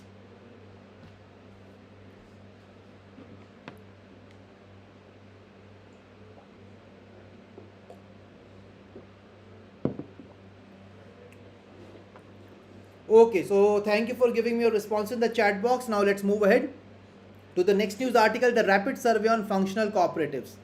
So my dear friends, the rapid survey on functional cooperatives.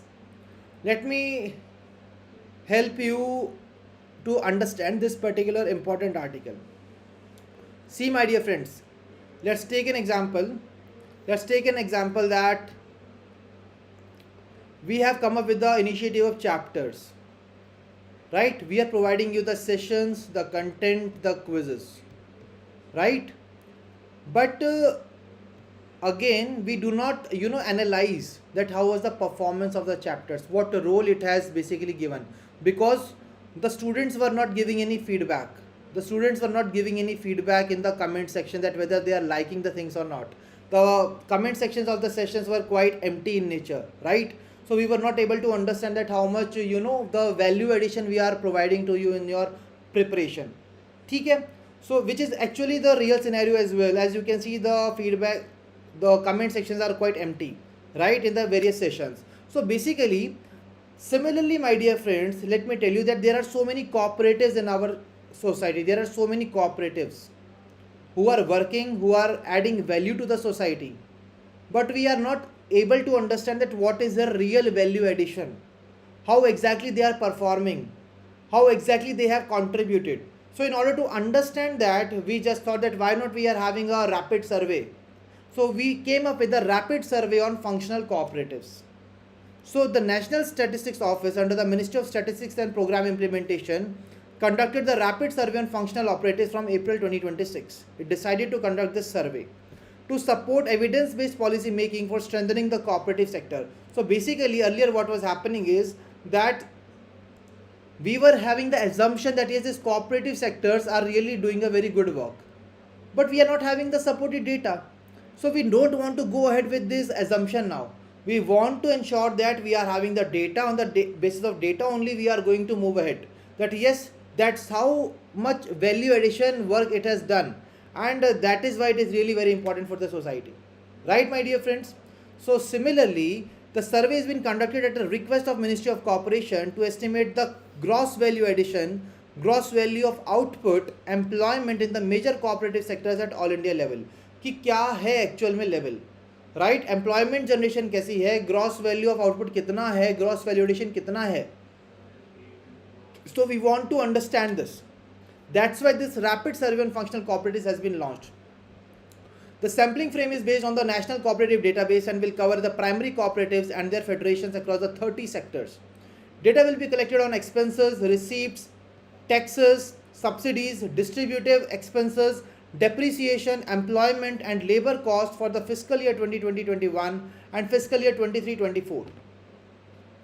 Right, my dear friends? The data will be collected on the expenses, receipts, taxes, subsidies, distributive expenses, depreciation, employment and the labor cost. So for all this particular time period, we will be collecting the data, and on the basis of that, we will be identifying that, okay, what is going on. For the urban cooperative banks, district central cooperative banks and the state cooperative banks, and only employment related data will be collected. So for the banks, we will be collecting only the employment related data. For the other sectors, we will be compiling all the data which have been mentioned above. Clear everyone? So that's why NSO has come up with this initiative of rapid survey on functional cooperatives.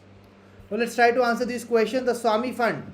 So quickly tell me in the chat box, the Swami Fund was launched in which year? The Swami Fund was launched in which year? Quickly tell me in the chat box. It is 2019. It is 2019 in which the fund was being launched. It focuses on completing which projects? The stalled projects, but viable. They are viable. Although they are stalled, but they are viable. The fund operates as a dash investment vehicle, providing priority debt financing to the delayed projects. So this will be a kind of supportive investment vehicle, right, which will be providing priority debt financing to the delayed projects. Government of India is the sponsor, with the dash Ministry of Finance responsible for oversight.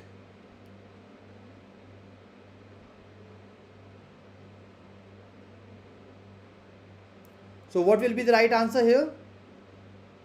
Under the Ministry of Finance, please tell me the name of the department which will be responsible for oversight, and the SBI Cap Venture Limited will be managing the fund. Absolutely right, it is the Department of Economic Affairs. What about other people, my dear friends?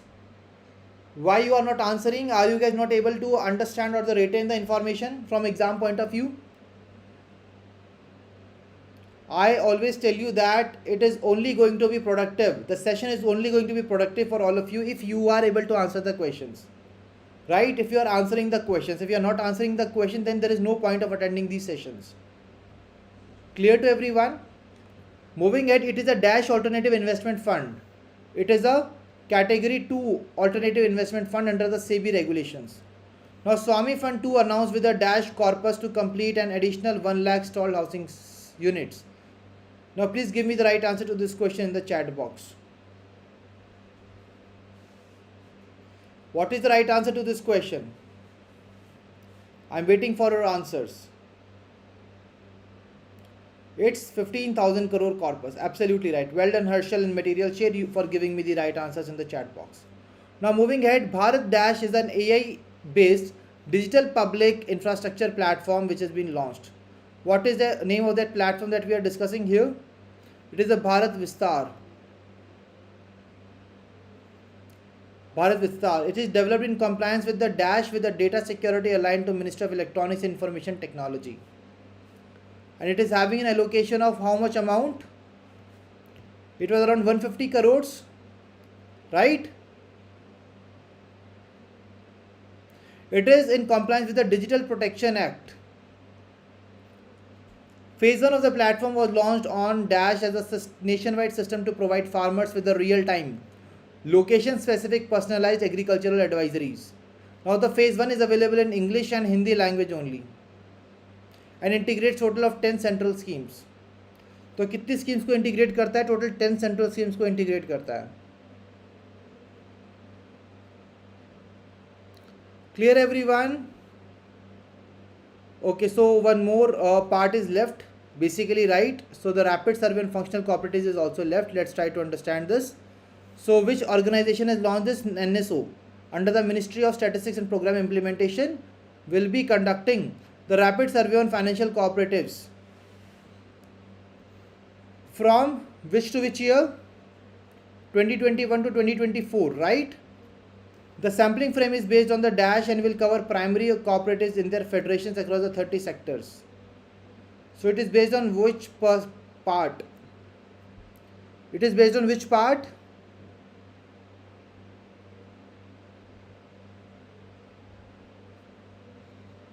So yes, it will be started from April 2026, my dear friends, and the timeline is basically from 2020-21 to 23-24. Absolutely right. So you have given me the right answer to that question also. The sampling frame will be based on the National Cooperative Database. Clear everyone? Let's move on to the next news article. The revision of the base year of Index of Industrial Production. So guys, recently today we have covered about the national accounts, where we saw that yes, we are changing the base year to 2022-23, right, from 2011-12. We already covered this part in a very detailed manner, right? Similarly, when we talk about the base year revisions for the consumer price index, it will be 2024, and for the GDP 22-23. This is already done. Now the growth in the credit disbursement to MSMEs by the scheduled commercial banks, so it has finally increased to 26.4 lakh crores. The growth reflects the increased financial support to the MSME sector by the banks. Clear everyone? So now my dear friends, we are done with the 18 very important news article about this. Now have a very small water break for 6 minutes and then we will be back. And let me tell you guys that today's session is going to be a little bit longer because we will be covering this entire PDF in the today's session only. Clear everyone? So your break time starts now. Right now the time is 5:33 in my watch. We will be back by 5:39. Your time starts now.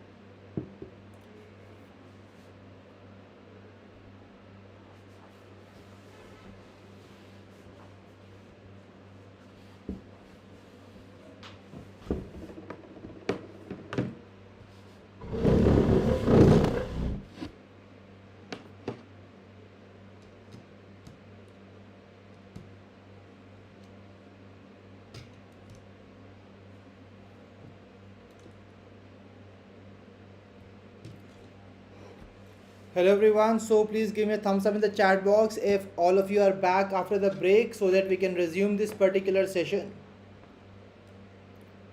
So my dear friends, I am waiting for your responses.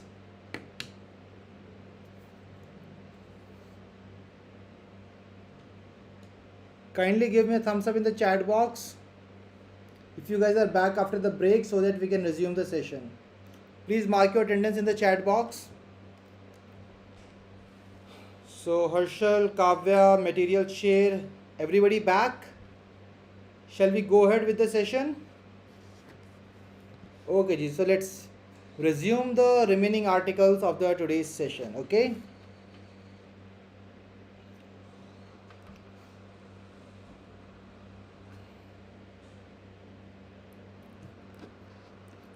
So let's move ahead. The very first national workshop on MSME online dispute resolution portal. My dear friends, you all know that in our country there are so many MSMEs which are working, right? There are so many MSMEs. Let's take an example that somehow two MSMEs have basically got a rift. Due to some misunderstanding, there is a rift between both of them.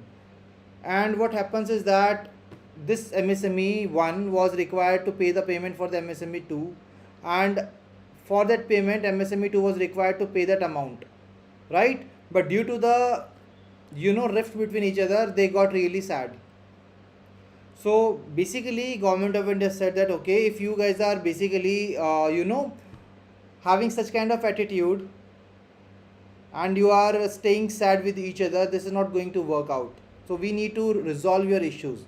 So that's why as the referee, government of India says that okay, we will be acting as a referee and we will be resolving the problem between you. So that's why guys, the first national workshop on MSME online dispute resolution portal was been launched. So whenever there is a dispute, so that these disputes can be resolved on the timely basis, so that's why we had come up with the ODR portal, that is online dispute resolution portal. And to make people aware and the operationalization of that particular portal, we have come up with our national workshop which was held in New Delhi. The workshop aimed to promote faster, cost-effective and technology-enabled resolution of the commercial disputes involving the micro and small enterprises. It brought together MSME industry associations, MSME facilitation councils, ADR institutions, and policy makers and legal experts. The MSME ODR portal is digital platform of the Ministry of Micro, Small and Medium Enterprises designed to resolve disputes involving MSMEs in a fast and efficient way. ये एक online system है जहाँ पर businesses can settle disputes without going to court using the technology based methods, uses alternative dispute resolution methods like mediation and the arbitration. So mediation और arbitration का part है. It uses the alternative dispute resolution method like mediation and arbitration to resolve these disputes in a quick manner. Clear to everyone? Clear everybody? So let's now try to answer these questions. So we have already seen the revision of the base year, my dear friends. It has been increased from 2011-12 to 2022-23. Right? It is planned to be released in May 2026. Moving ahead, the base year revision of the CPI is 2024 and for the GDP it is 2022-23. Now the first national workshop on the MSME online dispute resolution portal was held. Ministry of Micro, Small and Medium Enterprises organized the national workshop on the ODR portal, that is online dispute resolution portal in New Delhi. The MSME ODR portal is a digital platform of the DASH, that is Ministry of Micro, Small and Medium Enterprises. Clear everyone? Let's move on to the next news article. So India submitted the first national report on the Nagoya Protocol implementation. My dear friends, Nagoya Protocol implementation. So earlier in the April 2026 current affairs weekly revision session, we discussed a very important article on the excess benefit sharing, right? So let's try to revisit those concepts again. My dear friends, you all know that let's take an example that there is a village in our country, right? And those villagers have basically confined some medicinal resources in that particular forest area, nearby forest area, for so many years. Since ages they have preserved that particular knowledge and tradition. Now let's take an example that there is a company X which comes to that particular village and it basically went to know about this particular medicine that they are preserving since long. So what they did is that they did some research and they started making the medicines, and they commercializing the medicines, right? And they were earning the profits from those particular medicines, and they become billionaires now, right? But let's take an example that if only this company is getting the profits and they are no more serving back these villagers who were basically responsible for the preservation of these medicines since long, do you think that this is a fair job from that company? Answer is no. That is why Government of India came up with the idea of ABS framework, right? That is excess benefit sharing framework, where if a outside organization comes to that particular place and it is getting the profit out of these sources, then these profits must be shared in a good manner with the that particular location. So that's where India has recently submitted its first national report on Nagoya Protocol implementation.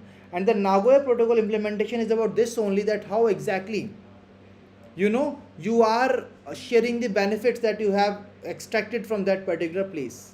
So this report basically Government of India says that how exactly we have tried to made this possible and how exactly we are following this. So Ministry of Environment, Forest and Climate Change in collaboration with the National Biodiversity Authority submitted India's first national report on Nagoya Protocol to the Convention on Biological Diversity under Article 29. The report covers the period from November 1, 2017 to 31st December 2025 and contributes to Target 13 of India's updated National Biodiversity Strategy and Action Plan. So it is basically contributing to Target 13 of the India's updated National Biodiversity Strategy Action Plan, that is NBSAP. And it is basically considering the period from 1st November 2017 to 31st December 2025. Now, India's ABS framework operates under the Biological Diversity Act 2002, Biological Diversity Rules 2024 and ABS Regulations 2025 through a three-tier system. This includes NBA, State Biodiversity Boards and UT Biodiversity Councils. Then Biodiversity Management Committees are also there. Clear everyone? Clear to all? So India's ABS framework operates under these three-tier system: NBA, State Biodiversity Boards and the Biodiversity Management Committees, at how exactly they are working. Now what are the key findings? From 2017 to 2025, a total of 12,830 ABS approvals were issued, along with the 3,556 internationally recognized certificates of compliances. That is over 60% of the global total. So that is really a very high number when it comes to a single country. You can see the overall number which is there at a global level, it is 60% above than that. 12,830 such approvals. 216.31 crore was mobilized through NBA approvals, with 139.69 crore dispersed to the benefit claimers. I told you, these villagers, these are the benefit claimers. So 139.69 crore has been disbursed to them. 395 approvals included non-monetary benefits such as capacity building, training, technology transfer and collaborative approach and the research. Capacity building efforts trained 256 lakh individuals. The Nagoya Protocol Access and Benefit Sharing is an international agreement under the Convention on Biological Diversity. It sets rules on how countries can access the genetic resources, plants, animals and microbes, and how the benefits from their use are shared fairly. And that's what is all about the Nagoya Protocol. The National Biodiversity Authority is a statutory body of the Government of India which regulates the use of India's biological resources and ensures the fair sharing of benefits. So across the world, what is the framework which works under which we are dispersing these benefits? These are Nagoya Protocol ABS framework. And in India, what is the name of that body which is regulating the use of India's biological resources and ensuring the fair sharing of benefits? My dear friends, the name of that particular organization is National Biodiversity Authority. Clear? It has seen during 2017 to 2025 what exactly is the timeline where we have seen the total number of approvals as 12,830 approvals, along with 3,556 internationally recognized certificates of compliances. Clear everyone? The 395 approvals included non-monetary benefits such as capacity building, training, technology transfer and collaborative research. Clear everyone? And is India's ABS framework works on the three systems. What are these three systems? NBA, State Biodiversity Boards and the UT Biodiversity Councils and the Biodiversity Management Committees. So these are the three very important areas that we need to discuss from examination point of view. Clear everyone? And we have seen that 12,830 ABS approvals were issued along with 3556 internationally recognized certificates. 216.31 mobilized through NBA approvals and 139 crores have been disbursed to the benefit claimers. Absolutely right. Now let's move ahead. So the DASH, in collaboration with the National Biodiversity Authority, has submitted the India's first national report on Nagoya Protocol to the Convention of Biological Biodiversity under Article 29, right? So this is the something that we need to cover. Under the Article 29, Ministry of Environment, Forest and Climate Change. Clear everyone? India's ABS framework operates under the DASH, National Biodiversity Authority Biological Diversity Rules. It is Biological Diversity Act 2002, my dear friends, under which it is working. Clear? It is having three-tier system: NBA, State Biodiversity Boards and UT Biodiversity Councils and Biodiversity Management Committees. DASH is an international agreement under the Convention on Biological Diversity which can access genetic resources. That is the Nagoya Protocol, access and benefit sharing. Clear everyone? I hope this is clear to everyone.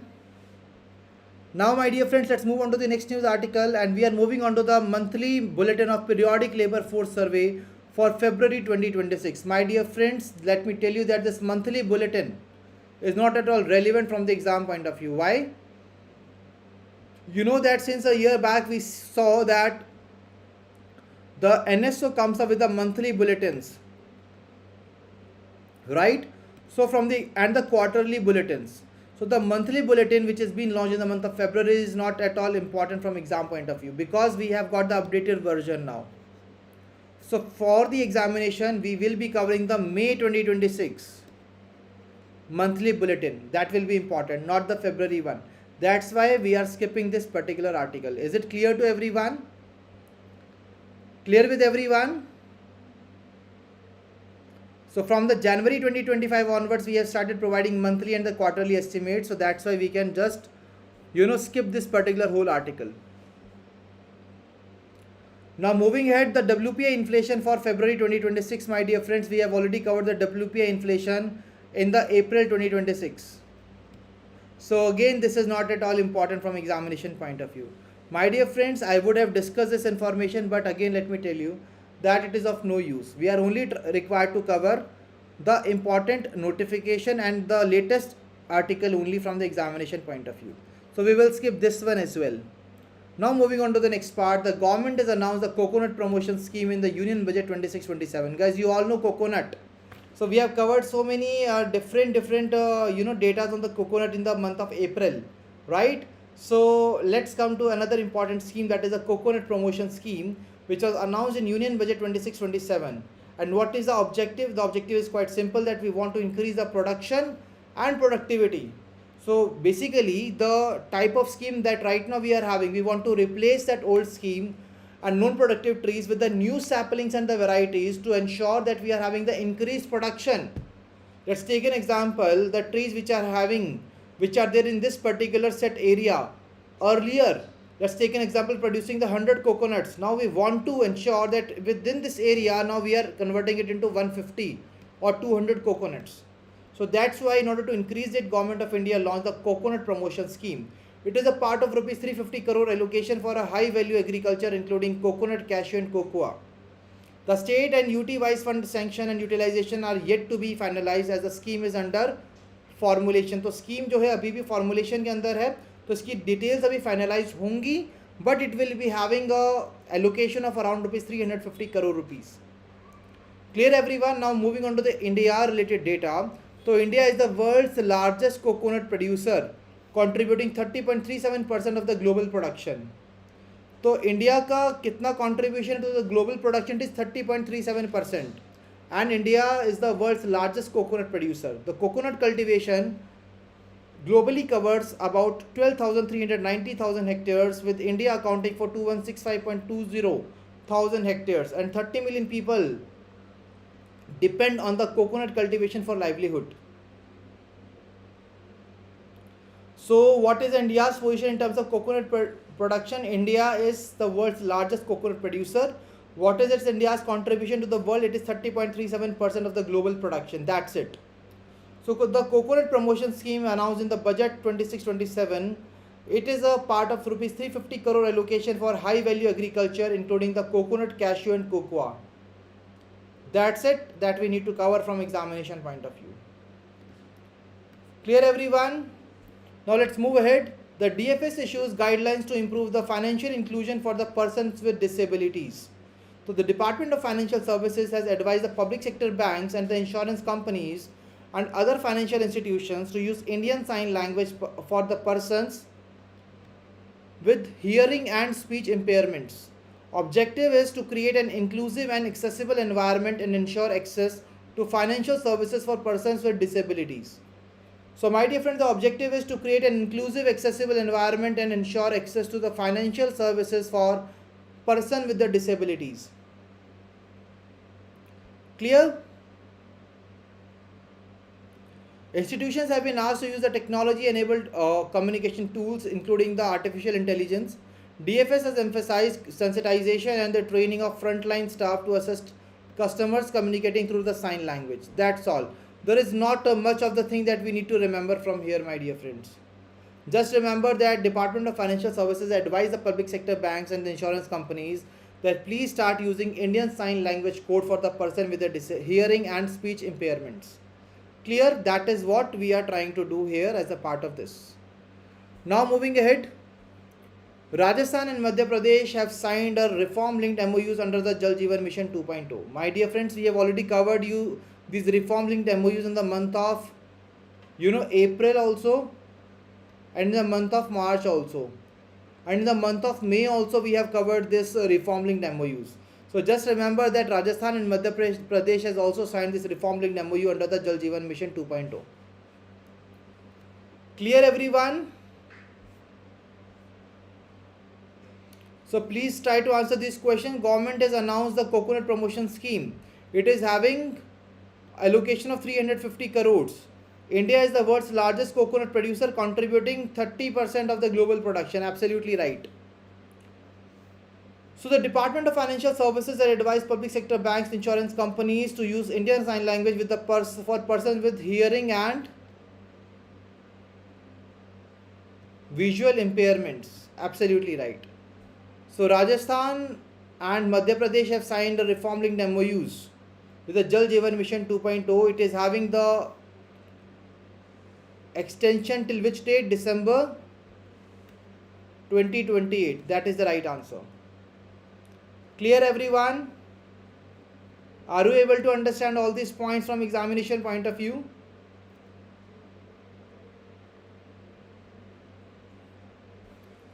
So now, my dear friends, let's move on to the next article. RBI, now we are moving on to the RBI notifications. We are having only 2 RBI notifications as the part of the second week. And RBI has imposed monetary penalty on the cash-free payments India Private Limited. The penalty is of about 3.10 lakh on the cash-free payments. Basically, it is due to the non-compliance with the RBI guidelines on regulation of the payment aggregators and the payment gateways. That's all from this article. Now guys, let's move on to the next part, the Digital Payment Awareness Week 2026. So the 6th edition of the Digital Payment Awareness Week was observed from 9th of March to the 13th of March 2026. From 9 to 13 March we had that Digital Payment Awareness Week. Clear?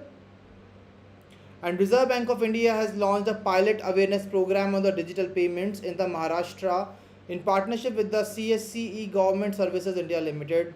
It will be conducting in-person awareness program for 10 lakh participants in the rural and semi-urban areas through the village level entrepreneurs.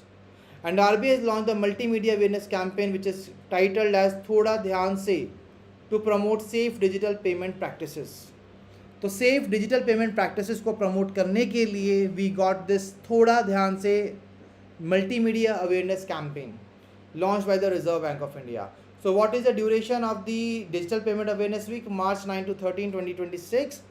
There was a pilot project called Awareness Program on Digital Payments was launched in the Indian state of Maharashtra, and RBI has launched a multimedia awareness campaign which is titled as Thoda Dhyan Se. Absolutely, this is the right answer. So let's take an example here, try to answer these questions. So the Digital Payment Awareness Week was observed from 9th to 13th March. Right? And what is the name of that multimedia awareness campaign which has been launched? That is Thoda Dhyan Se. Absolutely right. Clear everyone? Now my dear friends, we are done with the phase 1 and 2 articles of this particular week. Now let's move ahead onto the phase 1 articles. And let me tell you my dear friend that only the last 10 pages are left, so we will be concluding this week today only. Clear? We will be concluding this week today only, and then we will be having your next week starting from day after tomorrow, so that you can revise this complete week tomorrow. Okay my dear friends, I think that will be really good news for all of you. So tomorrow you will not be having any current affairs weekly revision class, and you will be having only the daily 8 AM live class tomorrow, as we are trying to cover this PDF in the today's session only.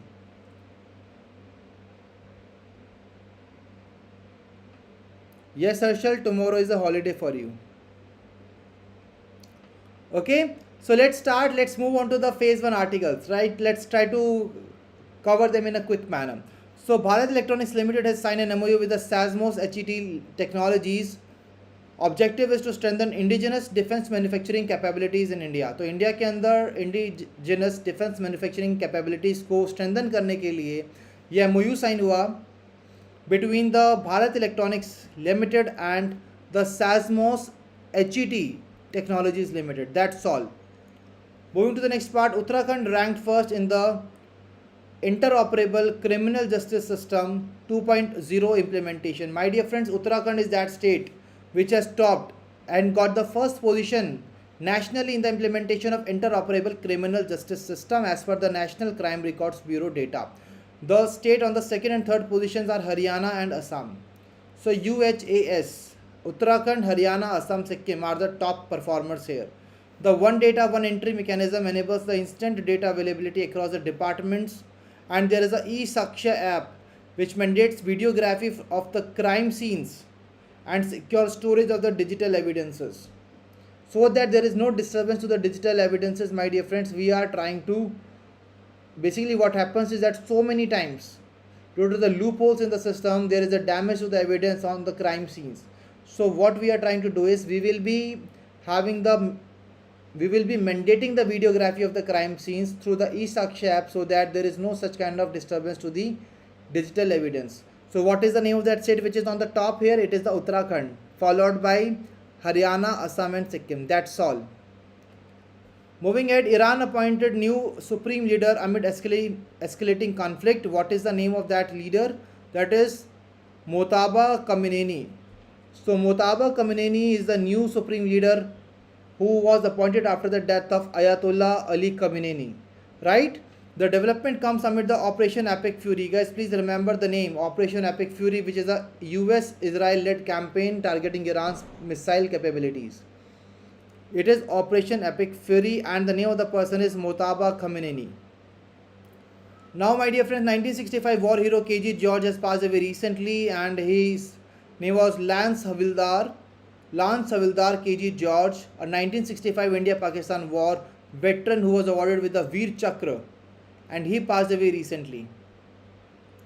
Clear?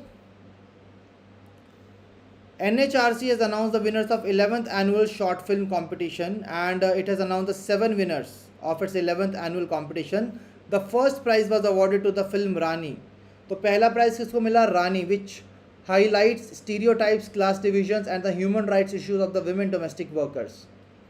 The NHRC Short Film Award was instituted in 2015 to promote awareness and encourage public participation in the protection and promotion of human rights. Clear? Now let's try to answer the questions here. Please tell me the name of the organization which signed MOU with the SASMOS HET Technologies. It is Bharat Electronics Limited. Tell me the name of the state which ranked first in the interoperable criminal justice system. It is Uttarakhand.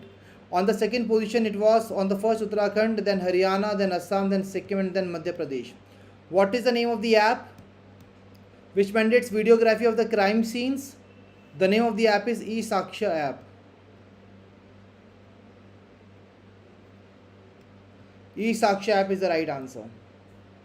Iran has appointed, what is the name of the person who has been appointed as the new supreme leader of Iran? That is Mojtaba Khamenei. And what is the name of that particular operation? It is Operation Epic Fury. Right, now tell me the name of the person or 1965 India-Pakistan war veteran and Veer Chakra awardee who passed away recently. That is KG George. Lance Havildar KG George is the right answer. Now NHRC has announced the winners of 11th annual short film competition. What is the name of the movie which has won the first prize award? The name of the movie is Rani. So my dear friends, रानी ने award जीत लिया है. ठीक है, बढ़ते हैं अपने next article की तरफ.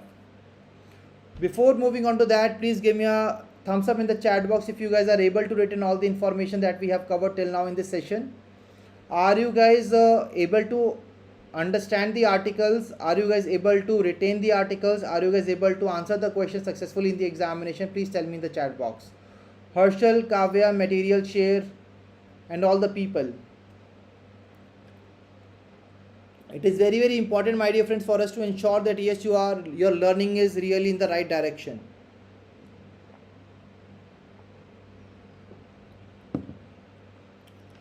So thank you so much for giving me your responses. Now let's move on to the next article. MOU has been signed to develop the integrated life cycle support model. An MOU has been signed to develop integrated life cycle support model. The Department of Empowerment of Persons with Disabilities has signed an MOU with the Coalition of the Willing. It aims to build India's first integrated life cycle support model for the persons with hearing impairment. So my dear friend, Department of Persons with Disabilities under the Ministry of Social Justice has signed an MOU, and this MOU has been signed with Coalition of the Willing, and they will be setting up India's first integrated life cycle support model for the persons with the hearing impairment. Right, with diverse expertise in the technology, education, accessibility, and the social empowerment. Moving ahead, VO Chidambaram Port has launched Digital Twin Initiative. So guys, VO Chidambaram Port has become the first Indian major port to implement a digital twin platform for the port management. तो इन्होंने एक digital twin platform बनाया है for the port management, which will be creating a real-time virtual replica of the port infrastructure, assets and operations, so that we can enable real-time monitoring of berth occupancy and the vessel movement, crane usage and the yard capacity, along with the predictive maintenance using AI-based asset monitoring. And this will be reducing the vessel turnaround time by up to 25%. Guys, what we have done is digital twin initiative में जैसे एक port है, हमने इसके digital twin बना दी, एक replica, right? And we will be able to identify that on the basis of by comparing both of them कि कितना टाइम लगेगा इन कार्गोस को निकलने के लिए, क्रेन यूजेज कहाँ पर रिक्वायरमेंट होगी, वेसल मूवमेंट कैसे हो रहा है, ऑक्यूपेंसी कितनी है, वैकेंसीज कितनी है, all of this, and this will basically helping reducing the vessel turnaround time by up to 25%. Clear everyone? VO Chidambaram Port become the first major port to implement a digital twin initiative. Moving ahead, the Indian Space Research Organization and the European Space Agency has signed an arrangement concerning joint calibration and validation activities and the scientific studies on the Earth observation missions. They will be focusing on joint calibration and validation activities and scientific studies related to the Earth observation missions. Clear everyone? So ISRO ने European space agency के साथ MOU sign किया है for the ESA ISRO arrangement concerning joint calibration and validation activities. Moving ahead, India and Uzbekistan has launched pharma nutraceutical corridor for Eurasian market. So my dear friend, now both the countries will be having a good relationship on the pharmaceuticals.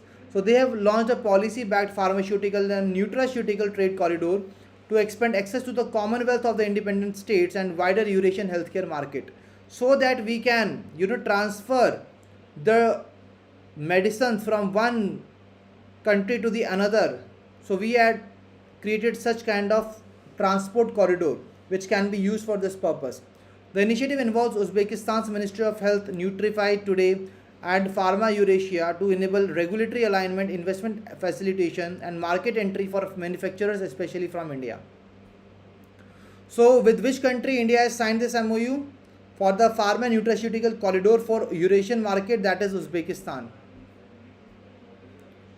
Clear everyone? Now let's try to answer the question. Please tell me the name of that port which became the first major port to implement a digital twin platform for the port management.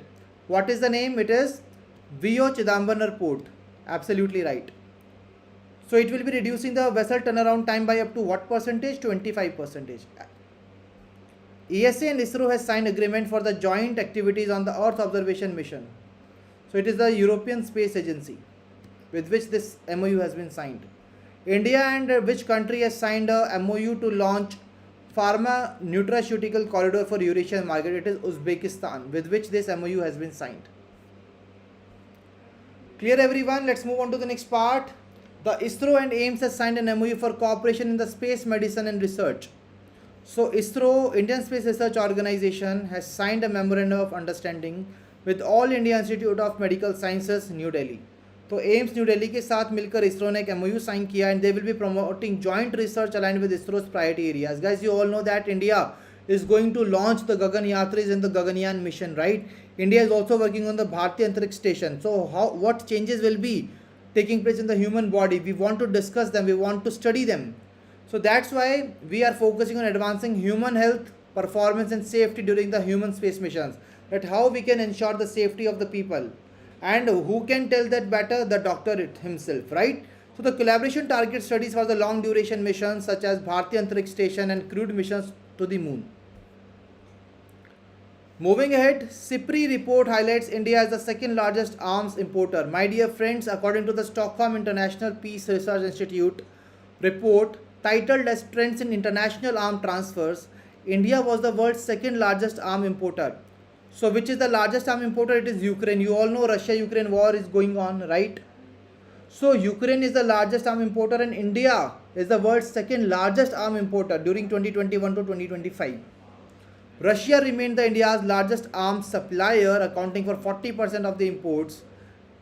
And when it comes to India and Oceania, so India, Pakistan, Japan and Australia were among the top 10 importers. Clear everyone? So as per the SIPRI report, what is India's position in terms of largest arms importer from 2021 to 2025? It is second. Moving ahead, FATF has added Kuwait and Papua New Guinea to increase monitoring list. Guys, you all know the Financial Action Task Force, it basically always comes up with a list in its plenary meeting that okay, we have to ensure that nobody will be, the countries which are the part and the member of the FATF, they will not be, exchanging the money with some countries because they are on the grey list, because they are having this kind of assumption, or we can say some observations, that there might be the situation where the money which is going to these particular countries is being used in the terror financing. That's why, my dear friends, Financial Action Task Force has, after its plenary meeting, added Kuwait and Papua New Guinea to the list of jurisdictions under the increased monitoring. The countries were listed due to strategic deficiencies in the frameworks to counter money laundering, terrorist financing and the proliferation financing, and have committed to the time-bound action plans. The FATF advised applying enhanced due diligence for the Myanmar while ensuring that humanitarian aid, non-profit activities and remittances are not disrupted. Clear everyone? What are the name of the two countries which have been added to the grey list by FATF? That is Kuwait and Papua New Guinea. That is the right answer. And FATF, it is an intergovernmental body which sets global standards to combat money laundering. And basically FATF has also advised enhanced due diligence for which country? That is Myanmar. Moving ahead, RBI has approved the Alliance Geo Reinsurance and Kiwi General Insurance. So my dear friends, Insurance Regulatory Development Authority of India in its 134th board meeting granted certificates of the registration to Alliance Geo Reinsurance Limited and Kiwi General Insurance. So that's all we need to cover from this article. And today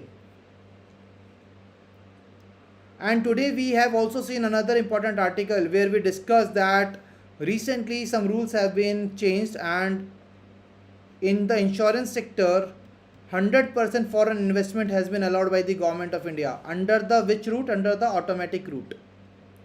Right? Can anybody tell me the name of that organization on which still there is a cap of 20%? So this is a special case, guys. 20% cap is there on that. Can anybody tell me what is the name of that organization which is having the 20% cap still?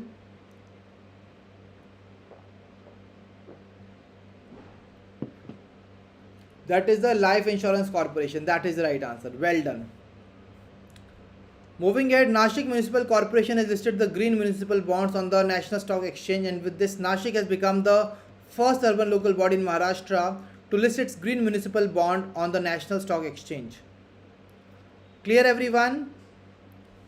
Moving to the next news article, India's first amphibious drone Avatar has been launched. So Avatar has been launched by the Aqua Air X Autonomous Systems, which is India's first amphibious drone. The drone is capable of operating both in air and underwater. That's why it is called amphibious, because it can operate in both air and water. Clear? So I can see in the chat box, Harshal, Material Share, Kavya, all of them have given me the right answer to these questions. Well done, my dear friends. Now let's try to answer this question. ISRO has signed an MOU with which organization for cooperation in the space medicine and research? That is AIMS Delhi. Absolutely right. The collaboration targets studies for the long duration missions such as Gaganyaan mission, Bharatiya Antariksh Station and all. SIPRI report highlights which country is the second largest arms importer. It is India. It is India. Moving ahead, which is the world's largest importer of arms? That is Ukraine. Dash remains India's largest supplier of arms, that is Russia. Now tell me the name of the two countries whose name has been added by the FATF to increase monitoring list. That is Kuwait and Papua New Guinea. And what is the name of that country for which the enhanced due diligence has been advised to be enhanced, but we have to ensure that humanitarian aid, non-profit activities and remittances should not be disrupted. That is Myanmar. Now tell me the name of that municipal corporation which has listed green municipal bond. It is Nashik, and it has launched the bond on the National Stock Exchange. And it is the first urban local body in Maharashtra to list its green municipal bond on the National Stock Exchange. Tell me the name of India's first amphibious drone which has been launched. It can operate in both air and water. That is Avatar. Absolutely right. This is the right answer. I can see in the chat box everybody has given me the right answer to this question. Well done, everyone. Moving on to the next news article. The George Russell has won the Australia Grand Prix 2026. George Russell. International Day of Women Judges has been celebrated on 10th of March. International Women's Day on 8th of March. International Disarmament Day on 5th of March. World Wildlife Day on 3rd of March. NMDC has achieved 50 million tons iron ore production milestone. So what is the name of the company which has achieved this milestone? That is the NMDC Limited, or Navratna CPSE, which became the first mining company in India to produce 50 million tons of iron ore in a single financial year. It was established in 1958 to develop India's iron ore resources. Clear? Now the Jose Antonio Cast assumes office as the president of Chile. He became the 35th president of Chile. Jose Antonio Cast. 40th edition of AHAR, International Food and Hospitality Fair, was held in New Delhi. It is jointly organized by Ministry of Food Processing Industries and the Indian Trade Promotion Organization. So MOFPI and ITPO have together come up with this particular initiative, and the name is AHAR, which is one of the South Asia's prominent B2B platform for food and hospitality sector. Clear, everyone? Let's try to answer these questions. So please tell me the name of the person who has won the Australian Grand Prix. It is a George Russell. The International Day of Women Judges has been celebrated on which date? 10th of March. NMDC has achieved dash tons iron ore production, that is 50 million tons of the iron ore production milestone. Dash assumed charge as the president of Chile, that is Jose Antonio Cast Rist. That is the right answer. Now please tell me the 40th edition of AHAR, International Food and Hospitality, was held in New Delhi. It is organized by Ministry of Food Processing Industries and the International Trade Promotion Organization. That is the right answer. My dear friend, that's all. Let's move on to the next article. The nomination for Padma Awards is not important from the examination point of view for now. Moving ahead, FASTag annual pass fee has been revised for the fiscal year 26-27. My dear friends, you all know from 15th August 2025, Government of India came up with a new rule of annual FASTag. So whenever you are, traveling through the highways, you see that there are toll collection boxes which are there, right, which collects the toll, right, from you for using that highway. And when you reach there, you have to pay the toll through the FASTag, and after that you are allowed to cross that particular area. Otherwise they won't allow you to do that, right? So my dear friends, let me tell you here that last year, as you all know, that there are so many taxes which we already pay. So Government of India came up that as there is a lot of toll on the people of those toll taxes, so why not we just remove it? How we can remove it? So basically we are not removing it, we are having an alternative, that is the annual pass. So that annual pass will be having of rupees 3000, and you can cross the toll plaza 200 times, right? And this will be valid for a period of 1 year. Now Government of India said that we are increasing the amount of the fees, that is from 3000 to 3075 rupees, effective from 1st April 2026. The FASTag annual pass allows travel through the one-time payment with a validity of 1 year or 200 toll crossings. It can be activated via Rajmarg Yatra app or the NHAI website. It was launched on 15th August 2025. And can anybody tell me that the FASTag works on which technology? What is the name of the technology on which the FASTag works? That is RFID technology. Getting the point, everyone? Are you guys able to understand this news article? So well done, Herschel, you have given me the right answer.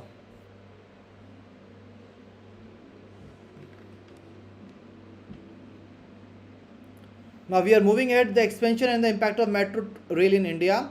So India's metro rail network has been expanded from 248 km in 2014 to 1095 km in 2025.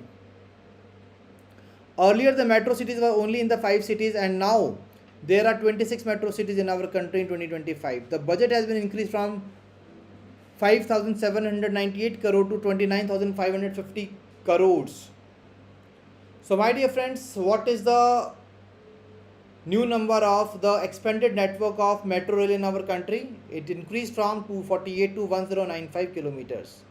Metro services has increased from 5 cities in 2014 to 26 cities in 2025. There is an annual metro budget, and it has been increased from around 6,000 crore, that is 5,800 crore, to 29,550 crores. Clear?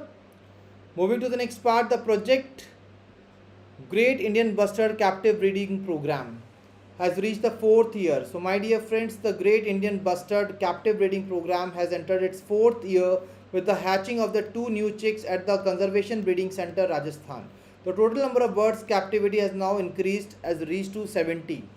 The project Great Indian Bustard Captive Breeding Program basically works for increasing the population of the Great Indian Bustard through the controlled breeding in captivity. Let's try to answer the question.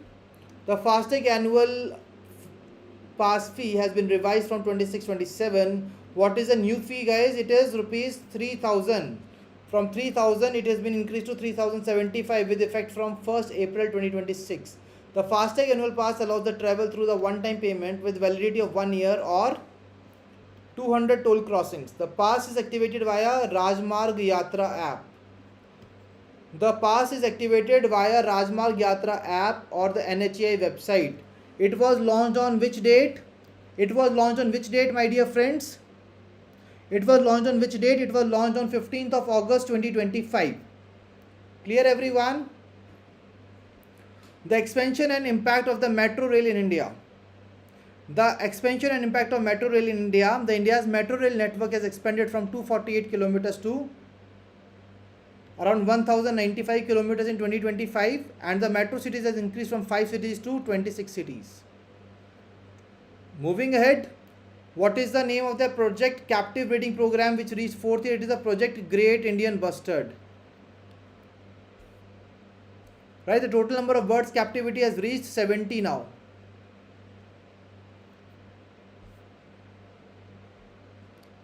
That's all, my dear friends, from this news article.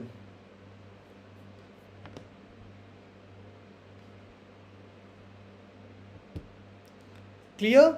So I can see in the chat box Harshal, Kavya, Pooja, Nandi, material share, all the people have given me the right answer. Well done, my dear friends. Now moving on to the next set of articles. The Island Studios has been launched in the Hyderabad to boost AVGC ecosystem. The Netflix has launched the Island Studios, its global production and innovation studio in Hyderabad, Telangana. तो Netflix ने island studios को launch किया हैदराबाद में. It aims to strengthen India's animation, visual effects, gaming and comics ecosystem. It is expected to enhance India's role in the global production pipelines. Clear, everyone? So Island Studios has been launched by Netflix in Hyderabad, Telangana. Now moving on to the next part. C-DOT, that is Center for Development of Telematics, was recognized at a Mobile World Congress 2026, which was held in Barcelona, Spain. Its indigenous solution, Fraud Pro, was among the top finalists at the Global Mobile Awards in the category of Best Network Security and Fraud Prevention. The GLOMO Awards are organized by the Global System for Mobile Communication Association and are considered a major recognition in the telecom sector. The Fraud Pro is an AI machine learning based fraud detection platform designed to tackle identity related fraud in the telecom networks. So my dear friends, Center for Development of Telematics has basically been recognized at the Mobile World Congress for its initiative Fraud Pro. And where exactly this congress was taken place? It was held in Barcelona, Spain. Clear? And now we have seen the 100-day countdown to the International Day of Yoga. We celebrate International Day of Yoga every year on 21st of June. That's all we need to cover from here. Now guys, next Summit 26 to be held in New Delhi. It is the next initiative of ITV Network along with the Sunday Guardian Foundation and NewsX. Guys, it is not that much important. Oil India Limited has signed MOU with the NSTD FDC. So Oil India Limited has signed a memorandum of understanding with the National Scheduled Tribes Finance and Development Corporation under the Ministry of Tribal Affairs. So what we are going to do under this is we will be strengthening the healthcare infrastructure in the tribal areas. So we are going to work on the healthcare infrastructure of tribal areas of Rajgarh district, an aspirational district in Madhya Pradesh. Oil India Limited has signed this MOU with the National Scheduled Tribes Finance and Development Corporation. Publication Division has released the Bharat 2026, a reference annual. Right? So Publication Division under the Ministry of Information and Broadcasting has released the Bharat 26, a reference annual in English and Hindi, which is a redesigned format being printed in the 4 colors for the very first time. Just remember Bharat 26. Now my dear friends, are you guys ready to answer me the questions in the chat box? Are you guys ready to answer me the questions in the chat box? Let's start. So what is the name of the studios which has been launched in Hyderabad to boost AVGC ecosystem? That is Island Studios. Right? It has been launched by Netflix India in Hyderabad, Telangana. C-DOT AI based fraud detection solution, that is Fraud Pro. Fraud Pro has been recognized at MWC, that is Mobile World Congress in Barcelona, Spain. 100-day countdown to International Day of Yoga. So we celebrate every year this day on which date? 21st June. 21st June is the right answer. Dash signed MOU with the National Scheduled Tribe Finance and Development Corporation under the Ministry of Tribal Affairs. What is the name of that organization? It is Oil India. Oil India is the right answer. It will be working on strengthening healthcare infrastructure in tribal areas of which state? Madhya Pradesh. So are you guys able to understand these articles? Are you guys able to answer all the questions in the chat box? If yes, please show some energy in the chat box, my dear friends. It's already, more than 2.5 hours that we are conducting this session. So kindly show some energy now that yes, you are not tired and you are still good to go to cover the remaining articles of the today's session.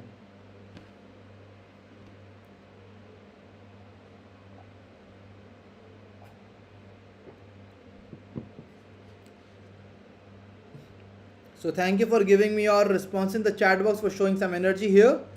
This shows that you are really dedicated, my dear friends, and you are having that kind of stamina which we require in order to be the next RB Grade B officer this year. Well done. Let's move on to the next news article. Tribes Art Festival 26 was held in New Delhi. So it is organized by the Ministry of Tribal Affairs in collaboration with National Gallery of Modern Art and FICCI. It represented more than 30 distinct tribal art traditions from across India. So Tribes Art Festival 26 was held in New Delhi. Okay. Now the study links Greenfield cooling event to weakened Indian monsoon. My dear friends, scientists has basically found that 8.2 Ka cooling event led to a decline in the intensity of Indian summer monsoons 8200 years ago. So basically a very long back when this took place, right? So let me tell you that this article is not that much important from examination point of view. Just remember that Greenland temperature dropped by 3 degrees Celsius, methane level declined by 80 ppbv. That's all. Nothing else is required to be covered from here, right? It is a very less relevant article from exam point of view. Moving ahead, expansion of the quantum research facilities under the National Quantum Mission. Government of India has given approval to establish quantum teaching facilities, laboratories in 23 academic institutions across India. So there are 23 academic institutions across India, and we are granting to establish quantum teaching facilities in these 23 academic institutions across India under the National Quantum Mission. The initiative aims to support advanced research and training in emerging quantum technologies. The meeting also reviewed the 5th RISE conclave, which will be taking place in CSIR in Chennai. Right, it will be hosted by CSIR in Chennai. The quantum research facilities in 23 academic institutions. Now moving ahead, the glass upcycling center has been launched in Ghaziabad. So guys, Ghaziabad Municipal Corporation has launched a glass upcycling center under the Swachh Bharat Mission Urban 2.0. तो स्वच्छ Bharat mission urban के अंदर हमने Ghaziabad municipal corporation ने glass upcycling centre को launch किया है for improved glass waste management. So what we will be doing is here, my dear friends, let me tell you that see all the glasses of the Ghaziabad, all the glassware of the Ghaziabad will be collected at one point, at one place, and now we will be, managing this glass waste in a very proficient manner. So India generates nearly 3 million tons of the glass waste annually, and glass is 100% recyclable without the loss of quality. So Ghaziabad Nagar Nigam has basically came up with a collaboration with the excise department, directed bars and model shops to supply empty glass and wine bottles to the upcycling plant, so that these glass bottles cannot be thrown here and there, and they can be recycled again for their reuse. Clear everyone? So Ghaziabad Municipal Corporation has launched a glass upcycling center under the Swachh Bharat Mission Urban 2.0. Clear everyone? Now Election Commission of India has appointed the special observer for Assam Assembly elections. The name of the person is Manjeet Singh. So Manjeet Singh has been appointed as a special observer under the Article 324 of the Constitution of India for the Assam Assembly elections. So let's try to answer these questions. The Tribe Arts Festival was held in which place, my dear friends? It was held in New Delhi.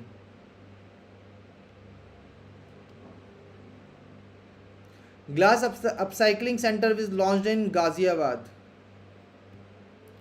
India generates nearly how much? 3 million tons of glass waste, if I am not wrong, right? And Election Commission of India appointed Manjeet Singh as the special observer for the general elections. Clear everyone? Clear to all? So now let's move ahead. We are on to the final leg of this session, my dear friends, of this very long session. So the Department of Post has launched a 24 speed post service for the next day guaranteed delivery of urgent consignments. So guys, there are so many times that when we are required to post something and we want it to be reaching at the destination place within 24 hours, right? But such kind of service was not been there under the Department of Post. So what we need is, we launch a 24 speed post for next day guaranteed delivery of urgent consignments. In the first phase, it will only be implemented in the 6 cities. What are these 6 cities? That is Delhi, Mumbai, Chennai, Kolkata, Bengaluru and Hyderabad. The service provides assured delivery timeline of D+1 in the speed post, 24 speed post, and D+2 in the 48 speed post. Right? So D+1 in the 24 speed post and D+2 in the 48 speed post. That's all from this article. Moving ahead, Matua Dharma Mela was organized in which state, guys? It was organized in West Bengal. In the North 24 Parganas district of West Bengal, this particular event was held. The event marked the 215th birth anniversary of Purna Brahma Shri Harichand Thakurji.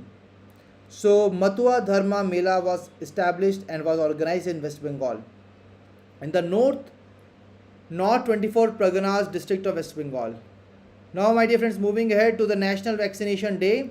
India celebrates National Vaccination Day on March 16 every year to commemorate the first dose of oral polio vaccine given to the citizens in 1995. तो 1995 के अंदर दोस्तों oral polio vaccine was being given, the very first dose was being given, and to commemorate that we have National Vaccination Day on March 16 every year. Under the Pulse Polio program, this vaccine was being given in 1995. Clear? And in the program launched in 1995, with the help of this, polio was being eliminated from India, with the last case in India reported in 2011 in Havada, West Bengal. And West Bengal is the same state where we have celebrated Matua Dharma festival. Clear, everyone? So India celebrates National Vaccination Day on which date? That is 16th of March. Why? Because on this date we commemorated the first dose of the oral polio vaccine given to citizens in 1995 under the Pulse Polio program. Clear, everyone? Can you guys tell me the name of that particular country which has recently ratified and eliminated the cervical cancer? Eliminated the leprosy. We have already covered it in the previous session, my dear friends. Leprosy को कहाँ से remove किया गया, कोई मुझे बताएगा chat box के अंदर? This is your homework question, my dear friends. Okay. So when it comes to India, India has eradicated the smallpox, polio, and maternal and neonatal tetanus through the vaccination and continues to expand its immunization program. Most recently, launched HPV and the indigenous TD vaccines in 2026. The Universal Immunization Program is one of the world's largest immunization program, reaching 2.9 crore pregnant women and 2.5 crore newborns every year free of cost. So my dear friends, we are having this, right? Universal Immunization Program is one of the world's largest immunization programs, reaching 2.9 crore pregnant women and 2.5 crore newborns every year. It was launched in 1985 and implemented by the Ministry of Health and Family Welfare. So Ministry of Health and Family Welfare basically implement this program, and it was launched in year 1985. Clear, everyone? The full immunization coverage has risen from 62% to 98.4% in January 2026, and the percentage to zero dose children to the global total population has declined from 0.11% to 0.06% in 2024. That's all from this news article. I hope that this is clear to everyone. Now moving on to the next news article, Bharat Tribe Fest. My dear friends, Bharat Tribe Fest was being organized by Tribal Cooperative Marketing Development Federation of India, along with the Ministry of Tribal Affairs, is organizing Bharat Tribe Fest in New Delhi. तो new Delhi के अंदर Bharat tribe fest हुआ by the TriFed and the Ministry of Tribal Affairs. Now let's try to answer these questions. Department of Post has launched which service? 24 speed post service, my dear friends, right? So basically here we are having the 24 speed post is having the timeline of D+1, that is under 24 hours we will be getting the parcel received, and there is a D+2 48, which basically is having the 48 speed post, which will be delivering the part in the 48 hours. Now Matua Dharma Mela was organized in which state? West Bengal. National Vaccination Day we celebrate every year on 6th of March. The oral polio vaccine was given to first citizen in our country in the 1995. UIP is launched in 1985 and implemented by the Ministry of Health and Family Welfare. Field immunization coverage has risen from 62% in 2015 to what percent in January 2026? I want all of you to give me the answer to this last question of the today's session. My dear friends, please give me the answer in the chat box. What will be the right answer? The full immunization coverage has risen from 62% in 2015 to what percentage in 2026 January? Let's wait for all the people to answer this question. We will only be moving ahead in the session when you are done answering me this question. Absolutely right, 98%. So well done, Harshal, Kavya, Pooja, Nandini, Material Share. All of you have rocked in the whole complete session and you have given me all the right answers to all these questions. Well done, my dear friends. So that was all from the today's session. Now we are done with the second week, that is 12th to 17th of March 2026, and this is done and dusted. So we are done with all these news articles for the 2nd of March 2026. So my dear friends, now it's the turn for all of you that you have to ensure that you are going to revise the PDF, you are going to solve the MCQs that we have provided in the course. Clear everyone? Clear everyone? Clear to all? Now where exactly you will be getting these PDFs? Now there are some people who will be having these questions. Now as a ritual of this session, let me again tell you that where exactly you can find this particular quizzes. So just go to the course, go to the current affairs package, and then my dear friends, you will see that there is a current affair package. Then you can see that while scrolling down, you will see the current affair of March. When you will move ahead, you will see here that we have already provided you the document of 12th to 17th of March 2026. Clear everyone? So that was all from the today's session. Now my dear friends, as I already told you, it's always good to see some feedback from the people, like whether you have enjoyed the session or not, because we are also investing a lot of energy in all these sessions that we are conducting. So if you find that these sessions are quite helpful and they're helping you all, then definitely you can mention about the session in the comment section of the session, right? Now we'll be meeting you in the next session tomorrow at 8 a.m. in the morning. Till then,